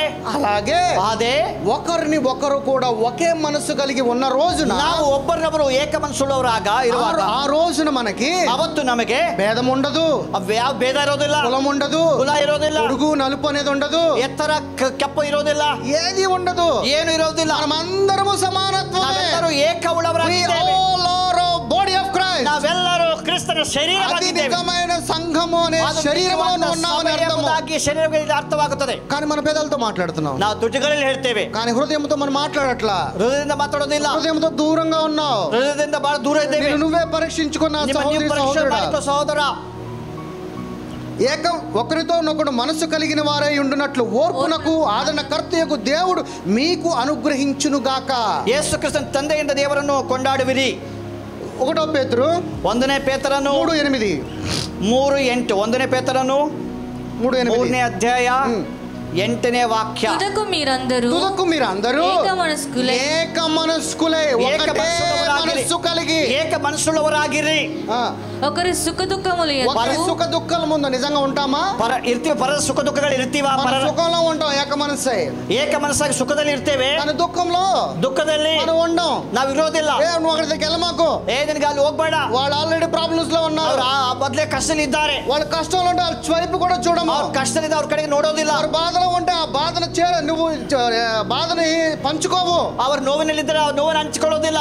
వారి సుఖంలో ఉన్నప్పుడే వెళ్తావు. ಅವ್ರ ಸುಖದಲ್ಲಿರುವಾಗ ಹೋಗ್ತೇವೆ. వారి సుఖంలో ఉన్నప్పుడు గనక నువ్వు వెళితే, ಸುಖದಲ್ಲಿ ನಾವು ಹೋಗುವಾಗ లోకంలో ఉన్నావు నా సహోదరి ನೀನು ಲೋಕದಲ್ಲಿ ಇದೆಯಾ ಸಹೋದರ ಸಹೋದರಿ, ఎలా ఉన్నా గానీ ಅವ್ರು ಹೇಗಿದ್ದರು, నీవు ఏక మనసు అయి, ನೀವು ಏಕ ಮನಸ್ಸಾಗಿ శరీరం అని ನನ್ನ ಶರೀರ నువ్వు ఎప్పుడైతే అనుకుంటావో, ಯಾವಾಗ ತಿಳ್ಕೊಳ್ತೀಯೋ సహోదరి అని, ನನ್ನ సహోదరి, నా సహోదరుడు అని, ನನ್ನ సహోదರ, నీవు ఎప్పుడైతే నీ హృదయంలో విశ్వసిస్తావో, ನಿನ್ನ ಹೃದಯದಲ್ಲಿ ನಂಬುವಾಗ నీవు అప్పుడు ఏక మనసు కలిగి ఉంటావు. ನೀನು ಅವಾಗ ಏಕ ಮನಸ್ಸು. ఎదుటివాడి కష్టంలో నీవు ఉంటావు. ನಿಮ್ಮ ಕಷ್ಟದಲ್ಲಿ ಇರ್ತೀಯ. అలాంటి కష్టంలో లేని రోజున, ಕಷ್ಟದಲ್ಲಿ ಇಲ್ಲದೆ ಇದ್ದರೆ నీవు దేనికి పనికిరాని వాడివే. ನೀವು ಯಾವುದೋ ಕೆಲಸಕ್ಕೆ ಬರದವರು. ఆయన పనికొచ్చే పాత్ర అంటే ఏంటి? ಆತನ ಕೆಲಸಕ್ಕೆ ಬರೋದು ಪಾತ್ರ ಅಂದ್ರೆ ಏನು? అంట్లు తోమే పాత్ర కాదు. ಪಾತ್ರ ತೊಳೆ ಪಾತ್ರ ಅಲ್ಲ. ఎదుటివాడి దుఃఖంలో నువ్వు ఉపయోగపడాలి. ನಿನ್ನ ನೆರೆಯವನ ದುಃಖಕ್ಕೆ ನೀನು ఉపయోగపడతావు? ಹೇಗೆ ಉಪಯೋಗ ಆಗಬೇಕು? నీ నోటి ద్వారా, ನಿನ್ನ ಬಾಯಿಯಿಂದ, నీ ప్రార్థన ద్వారా, ಪ್ರಾರ್ಥನೆಯಿಂದ, చేసే డెలివరెన్స్ ద్వారా, ಕಡೆಯಿಂದ, నీవు గద్దించే దురాత్మ ద్వారా, ಗದಿಸು ದುರಾತ್ಮನಿಂದ. ఎందుకంటే ఈ విధంగా ఆడి దుఃఖంలోకి వెళ్ళి ಈ ಪ್ರಕಾರ ದುಃಖದಲ್ಲಿ ಹೋಗಿ ప్రార్థన అనే ఒక పవర్ ఇచ్చాడు. ಪ್ರಾರ್ಥನೆ ಎಂಬ ಶಕ್ತಿ ಕೊಟ್ಟಿದ್ದಾರೆ. ఎనర్జెటిక్ పవర్ ఇచ్చాడు. ಬಲವುಳ್ಳ ಶಕ್ತಿ. ఆ పవర్ నువ్వు వాడి మీద వాడు. ಆ ಶಕ್ತಿಯನ್ನು ಉಪಯೋಗ ಮಾಡು. వాడినంత కాలము ಉಪಯೋಗ ಮಾಡದೇ ಇದ್ದರೆ, నా కుటుంబము, నా పిల్లలు నా వాళ్ళే అనుకుంటే, ನನ್ನ ಕುಟುಂಬ ನನ್ನ ಮಕ್ಕಳು ಅಂದ್ಕೊಂಡ್ರೆ నీవు ఈ లోకంలో మోసగాడివే. ನೀನು ಲೋಕದಲ್ಲಿ ಮೋಸಗಾರನು. దేవుని పిల్లలు అని చెప్పుకుంటాము, ದೇವರ ಮಕ್ಕಳೆಂದು ಹೇಳ್ತೇವೆ, దేవుని ప్రేమ తెలుసు అంటాము, ದೇವರ ಪ್ರೀತಿ ಗೊತ್ತಿದೆ, దేవుని యొక్క ఏక మనసు కలిగి ఉన్నాం, ದೇವರ ಏಕ ಮನಸ್ಸಲ್ಲಿ ಇದ್ದೇವೆ. కానీ క్రియల దగ్గరకు వచ్చేప్పటికి ಆ ಕ್ರಿಯೆಗಳು ಬರುವಾಗ బుద్ధి నీ ఆలోచన ఏం చెప్తుంది? ಬುದ್ಧಿನ ಆಲೋಚನೆ ಹೇಳುತ್ತೆ. లోకానుసారంగా ఆలోచింప, ಲೋಕ ಪ್ರಕಾರ ಯೋಚನೆ ಮಾಡ್ತೀಯಾ? ఇలా ఆలోచించేవాడి ಈ ತರ ఆలోచನೆ ಮಾಡಿದರೆ నువ్వే పరీక్షించుకో నా సహోదరి ನೀನು సహోదరుడా. ಪರೀಕ್ಷೆ ಮಾಡಿಕೋ సహోదರ. ఇక్కడ ఏమంటున్నాడు? ఒకరు పాలుపడి సహోదర ప్రేమ సహోదర ప్రేమ కలిగి కరుణా చిత్తులను చిత్తులను వినయ మనస్కులై ఉండిడి. ಒಬ್ಬರೊಬ್ಬರು ಪ್ರೀತಿಸಿರಿ, ಕರುಣೆಯು ದೀನಭಾವವನ್ನು ಉಳ್ಳವರಾಗಿರಿ. ప్రేమించుకోవాలంట, ಒಬ್ಬರನ್ನು ಕ್ಷಮಿಸಬೇಕು. వినయము కలిగి కరుణ అంటే జాలి, ಕರುಣೆ ಉಳ್ಳವರಾಗಿ, ದಯ ಉಳ್ಳವರಾಗಿ, వాడి మీద నువ్వు జాలి పడుతూ జీవించాలి. ದೇವರ ಮೇಲೆ ದಯ ಇರಬೇಕು. చాలా మంది ఏమంటారంటే, ಅನೇಕರು ಏನು ಯೋಚನೆ ಮಾಡ್ತಾರೆ, జాలి నాకు అక్కర్లేదు అంటారు. ನಿನಗೆ ದಯ ನಂಗೆ ಬೇಕಾಗಿಲ್ಲ. చాలా మందిని ಅನೇಕರು ఒక్కొక్కసారి ఎవరికైనా ఇచ్చి మనం ఏదైనా సహాయం చేయబోతే, ನಾವೇನೋ ಸಹಾಯ ಮಾಡಿದರೆ నువ్వు పడే చూపే జాలి నాకు అక్కర్లేదు అంటే, ನೀನು ತೋರಿಸೋ ದಯ ನಂಗೆ ಬೇಕಾಗಿಲ್ಲ. ఎందుకంటే వాళ్ళలో గర్వం ఉన్నది. ಯಾಕೆ ಅವರಲ್ಲಿ ಗರ್ವ ಇದೆ. ఆ గర్వము అపవాది సంబంధి, ಅದು ಅಪವಾದಿಗೆ ಸಂಬಂಧಪಟ್ಟದ್ದು. నీవు కరుణతో దేవుని యొక్క ప్రేమను ನೀವು బట్టి ಕರುಣೆ ಉಳ್ಳವರಾಗಿ, ದೇವರ ಪ್ರೀತಿ ಉಳ್ಳವರಾಗಿ ఎదుటి వాడిని ప్రేమించే ನೆರೆಯವನ ಪ್ರೀತಿ ಮಾಡಿ మనసు నీలో ఉన్నది. ಮನಸ್ಸಿದ್ದರೆ, కానీ ಆದರೆ ప్రభు ఏమంటున్నాడు? ದೇವರು ಹೇಳ್ತಿದ್ದಾರೆ, పాము వలె ಸರ್ಪಗಳ ಹಾಗೆ ನೀವು జ్ఞానము కలిగి ಜ್ಞಾನವುಳ್ಳವರಾಗಿ అంటున్నాడు. ಇರಬೇಕು. అంటే ಅಂದರೆ ఎప్పుడు కూడా మన్ను తిన్న పాములాగే ఉంటారు. ಯಾವಾಗಲೂ ಮಣ್ಣು ತಿನ್ನೋ ಆವಾಗಲ್ಲ, కాదు, ಅಲ್ಲ. నీవు పాము ఎలాగా విచక్షణ కలిగి యుక్తమైన జ్ఞానము కలదే ఉన్నాడు. ಹೇಗೆ ಸರ್ಪವು ಕುಯಕುತ್ತಿ ಉಳ್ಳವರಾಗಿದೆಯೋ, ಜ್ಞಾನ ಉಳ್ಳವರಾಗಿದೆಯೋ, అలాంటి జ్ఞానము కలిగి ఉండాలి. ಜ್ಞಾನ ಉಳ್ಳವರಾಗಿರಿ. ఈ కాన్షియస్ ఎక్కడ ఉండాలి? ಈ ಜ್ಞಾನ ಎಲ್ಲಿರಬೇಕು? మనసులోనే. ಮನಸ್ಸಲ್ಲಿ ಇರಬೇಕು. ఈ మనసు ఆన్ ది స్పాట్ లో నీకు చెప్పుద్ది ఏం చేయాలి. మనసు తక్షణ ಹೇಳುತ್ತೆ, నువ్వు ఇది చేయాలా వద్దా, ఇది ಮಾಡಬೇಕಾ ಮಾಡಬಾರ್ದಾ, వెళ్ళాలా వద్దా, అಲ್ಲಿಗೆ ಹೋಗ್ಬೇಕಾ ಹೋಗ್ಬಾರ್ದಾ, ఇది నువ్వు నిలబడాలా వద్దా, ಇಲ್ಲಿ నింತ್ಕೋಬೇಕಾ నింತ್ಕೋಬಾರ್ದಾ. ఈ మనసు నేను ఎప్పుడు కూడా, మనస్సు ಯಾವಾಗಲೂ ಕೂಡ చెప్తూనే ఉంటుంది, ಹೇಳ್ತಾ ಇರುತ್ತೆ. ನೀನು బుద్ధి యందు, ಜ್ಞಾನದಲ್ಲಿ క్రీస్తునನ್ನು, ఆయన యొక్క మనస్సు కలిగి, ಆತನ ಮನಸ್ಸುಳ್ಳವರಾಗಿ నీవు నీ జీవితంలో నడుచుకోవాలి. ನಿನ್ನ ಜೀವನದಲ್ಲಿ ನಡೆಯಬೇಕು. ఒకరి యందు ఒకరి ప్రేమ కలిగి జీవించాలి. ಒಬ್ಬರನ್ನೊಬ್ಬರು ಪ್ರೀತಿ ಮಾಡಬೇಕು. వినయ మనస్సు కలిగి ఉండాలంటే ಇದೇ ಮನಸ್ಸಿರಬೇಕು. ఇంకా ಇನ್ನ 2 కొరింథీయులు 13:11, 2ನೇ ಕೊರಿಂಥ 13:11 ఫటాఫట్. 2ನೇ ಕೊರಿಂಥ 13:11. పరిశుద్ధులందరూ 2 కొరింథీయులు 13:11. ಕಡೆ ಮಾತೇನೆಂದರೆ, ತುದುಕು ಸಹೋದరులారా సంతోషించుడి, సంపూర్ణులై ఉండుడి, ఆదరణ కలిగి ఉండుడి, ಧೈರ್ಯವುಳ್ಳವರಾಗಿರಿ, ఏక మనస్సు కలిగి ಒಂದೇ ಮನಸ್ಸುಳ್ಳವರಾಗಿರಿ, సమాధానముండుడి, ప్రేమ సమాధానములకు కర్తయగు దేవుడు మీకు తోడైయుండును. ಪ್ರೀತಿಯನ್ನು ಶಾಂತಿಯನ್ನು ಕೊಡುವ ದೇವರು ನಿಮ್ಮ ಸಂಗಡ ಇರುವನು. అంటే ఏక మనస్సు కలిగి ఉన్నప్పుడు ఎలాంటి ఒక ఫ్రూట్స్ కనబడుతుంది ఇక్కడ? ಏಕ ಮನಸ್ಸಿದ್ರೆ ಏನ್ ಕಾಣುತ್ತದೆ ಇಲ್ಲಿ? ప్రభుతో కనుక మనం ఏక మనసు కలిగిన వారై ದೇವರ ಮನಸ್ಸುಗಳ ಒಂದೇ ಮನಸ್ಸಾಗಿದ್ದರೆ, అలాగే సంఘము బయట మన సహోదరులు, ಸಭೆಯಲ್ಲಿ ಸಭೆ ಹೊರಗಡೆ ಸಹೋದರ ಸಂಗಡ, అది ఎవరైనా ಯಾರಾದರೂ ఎలాంటి వ్యక్తి అయినా ಎಂತ ವ್ಯಕ್ತಿ ಆದರೂ వారితో ఏక మనసు కలిగిన ಅವರ వారై ಸಂಗಡ ಒಂದೇ ಮನಸ್ಸಿದ್ದರೆ సమాధానంగా ఉండండి, సమాధానವಾಗಿರ್ರಿ, ప్రేమగా ఉండండి, ಪ್ರೀತಿ ಉಳ್ಳವರಾಗಿರ್ರಿ, కరుణగా ఉండండి. ಕೃಪೆ ಉಳ್ಳವರಾಗಿರ್ರಿ. భర్తయగు దేవుడు మీకు తోడే ఉంటాడు అంటున్నాడు. ದೇವರು ನಿಮ್ಮ ಸಂಗಡ ಇರುವನು అంటే ಅಂದರೆ మనకు కర్త అయిన దేవుడు మనకు తోడుగా ఉండాలంటే ನಮ್ಮ ದೇವರು ಸಂಗಡ ಇರಬೇಕೆಂದರೆ మనం ఎలాంటి మనసు కలిగి ఉండాలి? ఎంత ಮನಸ್ಸಿರಬೇಕು? ఏక మనసు కలిగి ఉండాలి. ಒಂದೇ ಮನಸ್ಸಿರಬೇಕು. అంటే ఒక మనసే కలిగి ఉన్నట్లయితే, ಒಂದೇ ಮನಸ್ಸಿದ್ದರೆ అప్పుడు దేవుడి యొక్క అనుగ్రహము ದೇವರ ಅನುಗ್ರಹ ఉండదనే కదా. ಇರಲ್ಲ. దేవుడు ఏక మనసు ఉంటే ఇస్తాడు, ఒక మనసు ఉంటే ఇస్తాడు. ದೇವರ ಏಕ ಮನಸ್ಸಿರಬೇಕಾ, ಒಂದು ಮನಸ್ಸಿರಬೇಕಾ? ఇద్దరు కలిసి ఏకగా ఉంటే మా ప్రభు దీవిస్తాడు. కానీ ಸೇರಿ ಏಕವಾಗಿದ್ದರೆ ದೇವರು నీ మనసు వేరే, నీ హృదయం వేరే నువ్వు అనుకున్నట్లయితే, ನಿನ್ನ ಮನಸ್ಸು ಬೇರೆ, ನಿನ್ನ ಹೃದಯ ಬೇರೆ, దేవుడి యొక్క ఆశీర్వాదం రాదు, ದೇವರ ಆಶೀರ್ವಾದ ಬರೋದಿಲ್ಲ. చాలా మంది ಅನೇಕರು మనము శరీరానుసారంగా ಶರೀರ ಪ್ರಕಾರ కొంతమందిని ప్రేమిస్తాము, కొంతమందిని ప్రేమించము. ಕೆಲವರನ್ನು ಪ್ರೀತಿ ಮಾಡ್ತಾರೆ, ಕೆಲವರನ್ನು ಪ್ರೀತಿ ಮಾಡೋದಿಲ್ಲ. అది నువ్వే పరీక్షించుకో. ನೀನು ಪರೀಕ್ಷೆ ಮಾಡಿಕೋ. గనక నిజంగా క్రీస్తుతో గనక జతపడి వాడే నువ్వు నడవాలి. ಕ್ರಿಸ್ತನ ಸಂಗಡ ಜೊತೆ ಸಾಗರ ಇದ್ದರೆ, క్రీస్తుతో నడవడం అంటే అంత అసాధ్యము కాదు. ಕ್ರಿಸ್ತನ ಸಂಗಡ ನಡೆಯೋದು ಸರಳವಲ್ಲ, ఆషామాషా కాదు, ಸುಮ್ಮನೆ ಅಲ್ಲ. నువ్వేదో అనుకుంటున్నావు, సంఘానికి వచ్చేసాము, ప్రభు బలలో పాలు పంచుకున్నాను. ನೀವೇನ್ ಅನ್ಕೊಳ್ತಾರೆ? ಸಭೆಗೆ ಬಂದಿದ್ದೇನೆ, ఆయన మనస్సు కలిగి ಆತರ ಮನಸ್ಸುಳ್ಳವರಾಗಿ ఎటువంటి సిచ్యువేషన్ అయినా, ఎంత పరిస్థితి ఇದ್ದರು, ఎలాంటి సర్కమ్స్టెన్స్ అయినా గానీ, ఎంత కಷ್ಟ ఇದ್ದರು, నువ్వు క్రీస్తు మనసు కలిగి జీవించడం అంటే ಕ್ರಿಸ್ತನ ಮನಸ್ಸರಾಗಿದ್ದರೆ అది అసాధ్యము. ಅದು ಅಸಾಧ್ಯ. మరి సాధ్యపరచుకోవడం ఎలా? ಸಾಧ್ಯ ಮಾಡೋದು ಹೇಗೆ అంటే ఒక రోజు నేను ప్రభు మనసు కలిగి ఉంటాను, ಒಂದ್ ದಿವಸ ನಾನು ಕ್ರಿಸ್ತನ ಮನಸ್ಸಾಗಿರುತ್ತೆ, ఒక రోజు నేను ప్రభు మనసు కాదు, నేను లోక మనసు కలిగి ದಿವಸ ನಾನು ಲೋಕದಲ್ಲಿ ಇರ್ತೇನೆ. అదే వేషధారి తత్వం, ಅದು ವೇಷಧಾರಿ. ప్రభు మనసు కలిగి ప్రతి నిమిషము ఉండాలంటే, ದೇವರ ಮನಸ್ಸಾಗಿ ಪ್ರತಿ ನಿಮಿಷ ಇರಬೇಕಂದ್ರೆ నీకు ఇచ్చే బిగ్ టాస్క్, ನೀನು ಕೊಡುವಂತ ದೊಡ್ಡ ಒಂದು తెలియకోకుండా నీతో దేవుడు ఆట ఆడుతున్నాడు. ದೇವರು ನಿನಗೆ ಗೊತ್ತ, ನಿನ್ನ ಸಂಗಡ ಆಟ ಆಡ್ತಿದ್ದಾನೆ. ఆయన యొక్క ఏక మనసు కలిగిన మనసు కలిగి ప్రతి నిమిషం జీవించడం అంటే, ಏಕ ಮನಸ್ಸುಳ್ಳವಾಗ ಒಂದೇ ಮನಸ್ಸಾಗಿ ಪ್ರತಿ ನಿಮಿಷ గుర్రపు సవారి అని ಹೇಳ್ತವಲ್ಲ, ಕುದುರೆ ಸವಾರಿ అలాంటిది. అది ಅಂತದದು ఏక మనసుతో నువ్వు ప్రభుతో నడవటం అంటే, ನೀವು ಒಂದೇ ಮನಸ್ಸಾಗಿ ದೇವರ ಸಂಗಡ ನಡೆಯೋದು ఛాలెంజ్. ಆ ದೇವರಿಗೆ ಕೊಟ್ಟಂತ ಸವಾಲು. నువ్వు ప్రతి రోజు నీ ఛాలెంజ్ నువ్వు గెలవడమే.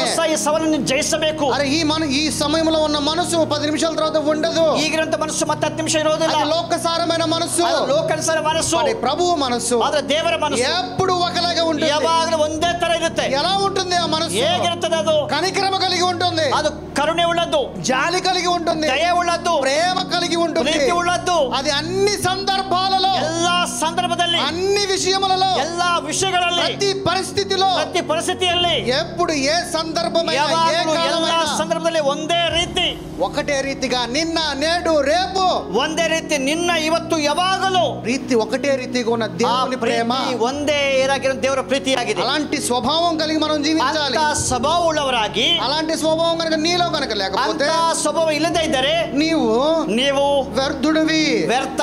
2 కొరింథీయులు 5, 2ನೇ ಕೊರಿಂಥ, సారీ 2 తిమోతి 1:7, 2ನೇ ತಿಮೋತಿ, 2 తిమోతి 1:7, 1ನೇ ಅಧ್ಯಾಯ 7ನೇ ವಾಕ್ಯ.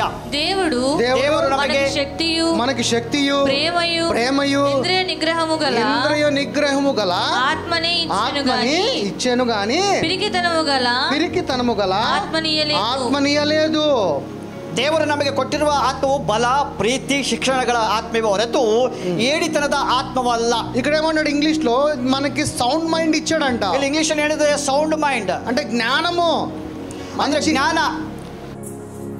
1ನೇ ವಾಕ್ಯ, క్రీస్తు శరీరమందు శ్రమపడెను గనుక మీరును అట్టి మనస్సును ఆయుధముగా ధరించుకోవాలంట. ಶರೀರದಲ್ಲಿ ಬಾಧಪಟ್ಟದಿಂದ ನೀವು ಸಹ ಆತನಿಗಿಂತ ಭಾವನೆಯನ್ನೇ ಹಿಡಿದುಕೊಳ್ಳಿರಿ. ఎలాంటి మనసు కలిగి ఉండాలి? ఎంత మనస్సు? నా ప్రభు నా కొరకు శ్రమ పడ్డాడు కదా, ನನ್ನ ಪ್ರಭು ನನಗಾಗಿ ಶ್ರಮ ಪಟ್ಟಿದ್ದಾನೆ, ప్రభు నా కొరకు కష్టపడ్డాడు కదా, ಕರ್ತನು ನನಗೆ ಕಷ್ಟಪಟ್ಟಿದ್ದಾನೆ, ప్రభు నా కొరకు ప్రాణం పెట్టాడు కదా, ಕರ್ತನು ನನಗೆ ಪ್ರಾಣ నా ಕೊಟ್ಟಿದ್ದಾನೆ, ప్రభు నా కొరకు రక్తాన్ని చిందించాడు కదా, ಕರ್ತನು ನನಗೆ ರಕ್ತ నా ಚೆಲ್ಲಿದ್ದಾನೆ, ప్రభు నా కొరకు శ్రాపగ్రస్తుడయ్యాడు కదా, ಕರ್ತನು ನನಗೆ నా ಶ್ರಮಿಸಿದ್ದಾನೆ, ప్రభు దెబ్బలు తిన్నాడు కదా. ನನಗಾಗಿ ಆತನು ఇలాంటి శ్రమ పడిన కనుక ಇಂಥ ಶ್ರಮೆ ಆಗಿದೆ. అలాంటి మనసే ಅಂತ ಮನಸ್ಸು మనము ನಾವು ధరించుకోవాలంట.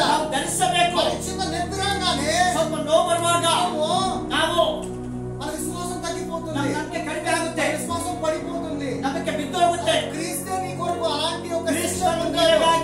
ಶಿಕ್ಷೆಯನ್ನು ಅನುಭವಿಸುತ್ತಾರೆ. మనసు కలిగి జీవించాలి. ಅಂತ ಮನಸ್ಸುಳ್ಳವರಾಗಿರಿ. ఒకవేళ ఈ శరీరంకి ఏదైనా నొప్పి వచ్చినా గానీ, ಶರೀರಕ್ಕೆ ನೋವು ಬಂದರೆ నా ప్రభు కూడా బలి అర్పించాడు కదా, ನನ್ನ ಕರ್ತನು ಬಲಿಯಾಗಿದ್ದಾನೆ. నా ప్రభు కూడా నొప్పిని భరించాడు కదా, ನನ್ನ ಕರ್ತನು ನೋವನ್ನು ಸಹಿಸಿದ್ದಾನೆ. మనసు కలిగి జీవించాలి. ಅಂತ ಮನಸ್ಸಿರಬೇಕು. అంటే దీని అర్థం ఏంటంటే ఒక్కొక్కసారి మనసు కూడా గాయమవుతుంది. ಒಂದೊಂದ್ಸಲ ಮನಸ್ಸಿಗೂ ಗಾಯ ಆಗುತ್ತೆ. గాయమవగానే మనం ఏమైపోతాము? ಗಾಯ ಆದ ತಕ್ಷಣ ಏನಾಗ್ತೀವಿ? దేవుడు నిన్ను గాయపరచుడు. ದೇವರು ನಿಮ್ಮನ್ನು ಗಾಯಪಡಿಸೋದಿಲ್ಲ. నీవు శరీరానుసారమైన చేసే తప్పుల వల్లే నీ మనసు ನೀವು గాయమవుతుంది. ಶರೀರದಲ್ಲಿ ಮಾಡಿದ ಕ್ರಿಯೆಗಳಿಗೆ ನಿಮಗೆ ಮನಸ್ಸು ನೋವಾಗುತ್ತೆ. కుటుంబ కలహాల వల్ల నీ మనసు గాయమవుతుంది. ಕುಟುಂಬದ ಕಲಹಗಳಿಂದ ಮನಸ್ಸು ಗಾಯ ಆಗುತ್ತೆ. అన్నదమ్ముల మధ్యలో మనసు గాయమవుతుంది. ಅಣ್ಣತಮ್ಮರ ಮಧ್ಯೆ ಗಾಯ ಆಗುತ್ತೆ. స్నేహితుల మధ్యలో మనసు గాయమవుతుంది. ಸ್ನೇಹಿತರಿಗೆ ಗಾಯ ಆಗುತ್ತೆ. అలాంటి గాయమైనప్పుడు ಅಂತ ಗಾಯ ಆದಾಗ నా ప్రభు కూడా ఇలాంటి శ్రమ పడ్డాడు కదా, ದೇವರನ್ನ ಇಂಥ ಶ್ರಮ ಪಟ್ಟಿದ್ದಾನೆ. అలాంటి మనసు కలిగి జీవించిన ಅಂತ రోజున ಮನಸ್ಸಾಗಿರುವಾಗ నీకు ನಿನಗೆ సమాధానం దొరుకుతుంది. ಸಮಾಧಾನ ఈ ಸಿಗುತ್ತೆ. సమాధానం ఎవరిలో ఉన్నది? ಸಮಾಧಾನ ಯಾರಿಗಿದೆ? ఈ సమాధానము దేవుని యొక్క పరలోక రాజ్యంలో ಈ ఉన్నది. ಸಮಾಧಾನ ದೇವರ ಪರಲೋಕ ರಾಜ್ಯದಲ್ಲಿದೆ. పరలోక రాజ్యం ఎవరిది? పరలోక ರಾಜ್ಯ ಯಾರದು? యేసు ప్రభువుది. ಯೇಸು ಕ್ರಿಸ್ತನದು. ఈ పరలోక రాజ్యం ఎక్కడ ఉన్నది? ಆ ಪರಲೋಕ ರಾಜ್ಯ ಎಲ್ಲಿದೆ? నీ హృదయంలో ఉన్నది. ನಿಮ್ಮ ಹೃದಯದಲ್ಲಿದೆ. నీ హృదయంలో ఉన్న పరలోక రాజ్యంలో ఏమున్నది? ರಾಜ್ಯ సమాధానం ఉన్నది, ಸಮಾಧಾನ, నీతి ఉన్నది, ನೀತಿ, ఆనందం ఉన్నది. ಸಂತೋಷ ಇದೆ. సో ఇలాంటి కాన్షియస్ కలిగి నువ్వు ಇಂಥ జీవించాలంటే ಜ್ಞಾನವುಳ್ಳವರಾಗಿ ಜೀವಿಸಿದರೆ నువ్వు ఆశీర్వదింపబడతావు. ನೀನು ಆಶೀರ್ವಾದ ಸಿಗುತ್ತೆ. నువ్వు ఆశీర్వదింపబడాలి అంటే ನೀನು ಆಶೀರ್ವಾದ ಸಿಗಬೇಕೆಂದರೆ మనసు ద్వారా రూపాంతరం చెందాలి. ಮನಸ್ಸಿನಲ್ಲಿ ರೂಪಾಂತರ ಆಗಬೇಕು. రూపాంతరం చెందినంత వరకు కూడా ರೂಪಾಂತರ ಆಗದೆ ಇದ್ದರೆ క్రీస్తు మనసు ఎరిగి జీవించిన రోజున ಕ್ರಿಸ್ತನ కూడా ಮನಸ್ಸನ್ನು ತಿಳಿದಾಗ లోకంలో పాపిగానే జీవిస్తావు. ಲೋಕದಲ್ಲಿ ಪಾಪಿಯಾಗಿರ್ತೀಯ. ప్రభు చెప్తున్నాడు, నువ్వు మనసు మార్చుకో, నువ్వు పాపి కాదు అని. ದೇವರು ಹೇಳ್ತದೆ ನಿನ್ನ ಮನಸ್ಸು ಬದಲಾಯಿಸುವ ಪಾಪಿ కానీ ಅಲ್ಲ. శరీరం చెప్తుంది లేదు నువ్వు పాపివే అని. ದೇವರು ಹೇಳ್ತಾನೆ ನೀನು ಪಾಪಿ. కానీ దేవుడు ఏమంటాడు? నీ మనసు రెన్యూ చేయి అంటాడు. ದೇವರು ಹೇಳ್ತಾನೆ ನಿನ್ನ ಮನಸ್ಸು ರೂಪಾಂತರ ಮಾಡು. రూపాంతరం చెందాలంటే క్రీస్తు మనసు ఎరిగి జీవించాలి. ರೂಪಾಂತರ ಆಗ್ಬೇಕು. ಕ್ರಿಸ್ತ ಮನಸ್ಸಿರಬೇಕು. ఫిలిప్పీయులకు రాసిన పత్రిక 2:5. ఫిలిప్పీయులకు రాసిన పత్రిక 2:5.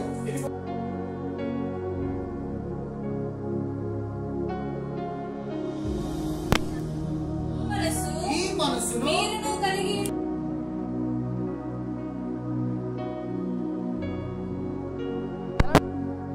ಮನಸ್ಸು క్రీస్తు మనసు అంటే ಕ್ರಿಸ್ತನ ಮನಸ್ಸು. క్రీస్తు మనసు ఎలా ఉంటది? ಕ್ರಿಸ್ತನ ಮನಸ್ಸು ಹೇಗೆ? క్రీస్తు మనసు జాలిగా ఉంటది. ಕ್ರಿಸ್ತನ ಮನಸ್ಸು ದಯೆ. క్రీస్తు మనసు సమాధానంగా ఉంటది. ಕ್ರಿಸ್ತನ ಮನಸ್ಸು ಸಮಾಧಾನ. క్రీస్తు మనసు రైచియస్నెస్ కలిగి ಕ್ರಿಸ್ತನ ఉంటది. ಮನಸ್ಸು ನೀತಿ ನೀತಿ ಉಳ್ಳದಾಗಿದೆ. ఏంటంటే ఈ మనసును క్రీస్తు కలిగిన మనసును మీరు ಕ್ರಿಸ್ತ ಯೇಸುವಿನಂತ ಮನಸ್ಸು ನಿಮ್ಮಲ್ಲಿಯೂ కలిగి ఉండి ಇರಲಿ. ఆయన దేవుని స్వరూపము కలిగిన వాడే ಆತನು ఉన్నాడు. ದೇವ ಸ್ವರೂಪನಾಗಿದ್ದರು. అంటే ಅಂದರೆ క్రీస్తు మనసు కలిగి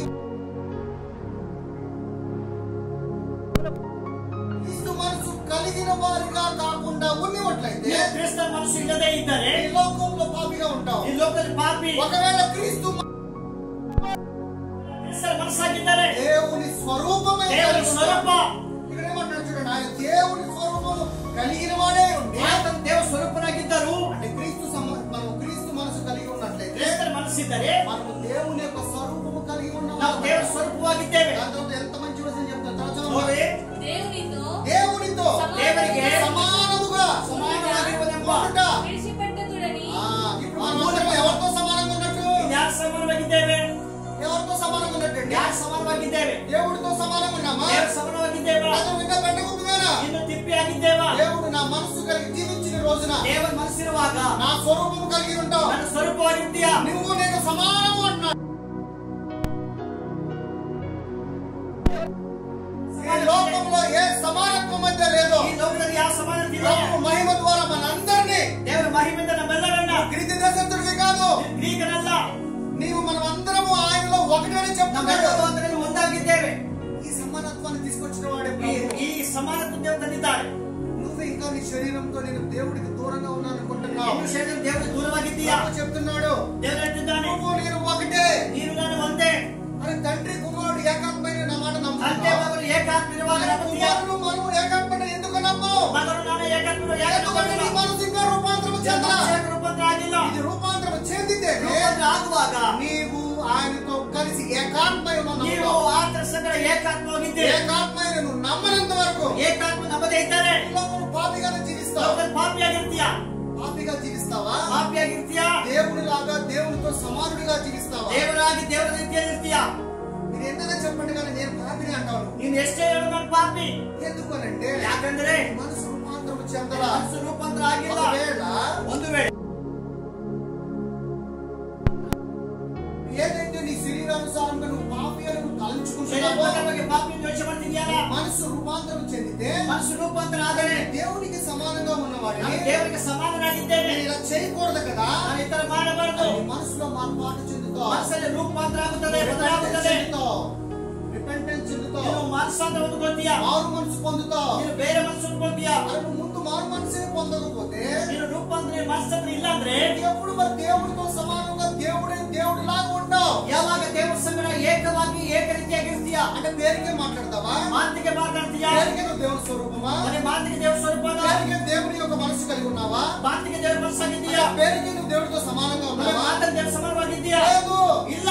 దేవుడు వాక్యము నిన్న నేడు రేపు నిరంతరం ఒకటేలాగా ఉంటాయి. ದೇವರ ವಾಕ್ಯಗಳು ಇವತ್ತು ನಿನ್ನೆ ನಿರಂತರ ಏಕರೀತಿಯಾಗಿದೆ. ఆకాశం భూమి గతించినా కానీ నా మాట గతించుతూ ఉన్నాడు. ಭೂಮಿ ಆಕಾಶ ಅಳಿದು ಹೋಗ್ತದೆ, ದೇವರ ಮಾತಾಡಿತು అదే ಹೋಗೋದಿಲ್ಲ. చెప్తాడు, మన ఇద్దరం వన్ అన్నాడు. ಅದಕ್ಕೆ ನಾವೆಲ್ಲರೂ ಒಂದಾಗಿದ್ದೇವೆ, ఏక మనసు కలిగి ఉన్నామన్నాడు, ಏಕ ಮನುಷ್ಯರಾಗಿದ್ದೇವೆ, ఏక సమానత్వం కలిగి ಏಕ ఉన్నామన్నాడు, ಹೃದಯರಾಗಿದ್ದೇವೆ, ఏక హృదయం కలిగి ಏಕ ఉన్నామన్నాడు. ಹೃದಯರಾಗಿದ್ದೇವೆ. ఇలాగా నీవు రెన్యూ చెందకపోతే ಈ ತರ ನೀನು ರೂಪಾಂತರ ಆಗದೇ ಇದ್ದರೆ అది నీ తప్పు, ಅದು ತಪ್ಪು, దౌర్భాగ్యుడివి. ಇದು ದೌರ್ಭಾಗ್ಯ. దేవుడు వాక్యం ఇంతిదిగా క్లుప్తంగా నీతో మాట్లాడుతుంటే, ದೇವರ ವಾಕ್ಯ ಎಷ್ಟು ಸ್ಪಷ್ಟವಾಗಿ ಮಾತಾಡ್ತಾ ಇದೆ. రెన్యూ చెందకపోతే ఎవడేం చేయాలి? ఇక్కడ ನೀವು ರೂಪಾಂತರ ಯಾರು రెన్యూ చెందాలి. ರೂಪಾಂತರ ಆಗ್ಬೇಕು. వాక్యాన్ని మనము ವಾಕ್ಯವನ್ನು మనము ధరించుకోవాలి. ನಾವು ಅದನ್ನು ಧರಿಸಿಕೋಬೇಕು. నీతి వస్త్రములాగా, ನೀತಿ ವಸ್ತ್ರವಾಗಿ వాక్యమున షీల్డ్ లాగా, ವಾಕ್ಯವನ್ನು ನಾವು ಹಾಕೊಂಡು, వాక్యమున డాల్ లాగా, ವಾಕ್ಯವನ್ನು ಖಡ್ಗವಾಗಿ, వాక్యమున ఖడ్గములాగా ವಾಕ್ಯವನ್ನು ನೀವು ಗುರಣಿಯಾಗಿ ఉండాలి. ನೀವು ಇರಬೇಕು. మనం వస్తాము, వింటాము, మాట్లాడతాము, వెళ్ళిపోతాము. ನಾವು ಬರ್ತೀವಿ, ಕೇಳ್ತೀವಿ, ಮಾತಾಡ್ತೀವಿ, ಹೋಗ್ತೀವಿ. ఎటువంటి ఉపయోగం లేదు. ಏನ್ ಪ್ರಯೋಜನ? ವಾಕ್ಯ దాసుని స్వరూపమును ధరించుకుని తను తానే రిక్తికునిగా ತನ್ನನ್ನು ತಾನು ಬರೆದು ಮಾಡಿಕೊಂಡು ದಾಸನ ಧೂಪವನ್ನು ಧರಿಸಿಕೊಂಡು ಮನುಷ್ಯನಿಗೆ ಸದೃಶನಾದನು. మనుషుల పోలికను ధరించుకున్నాడంట. ಮನುಷ್ಯನ ರೂಪ ಧರಿಸಿಕೊಂಡು ధరించుకున్న తర్వాత తను ఏం చేశాడు? ಧರಿಸಿದ ನಂತರ ಏನಾಯ್ತು? ನಾವು ದೇವರ ಕ್ರಿಸ್ತನ ಸ್ವರೂಪ. ఆయన ఏమన్నాడు? ಆತನು ಹೇಳ್ತಿದ್ದಾನೆ, తన్ను తానే ತನ್ನನ್ನು ತಾನು రిక్తినిగా చేసుకుంటే తగ్గించుకున్నాడు.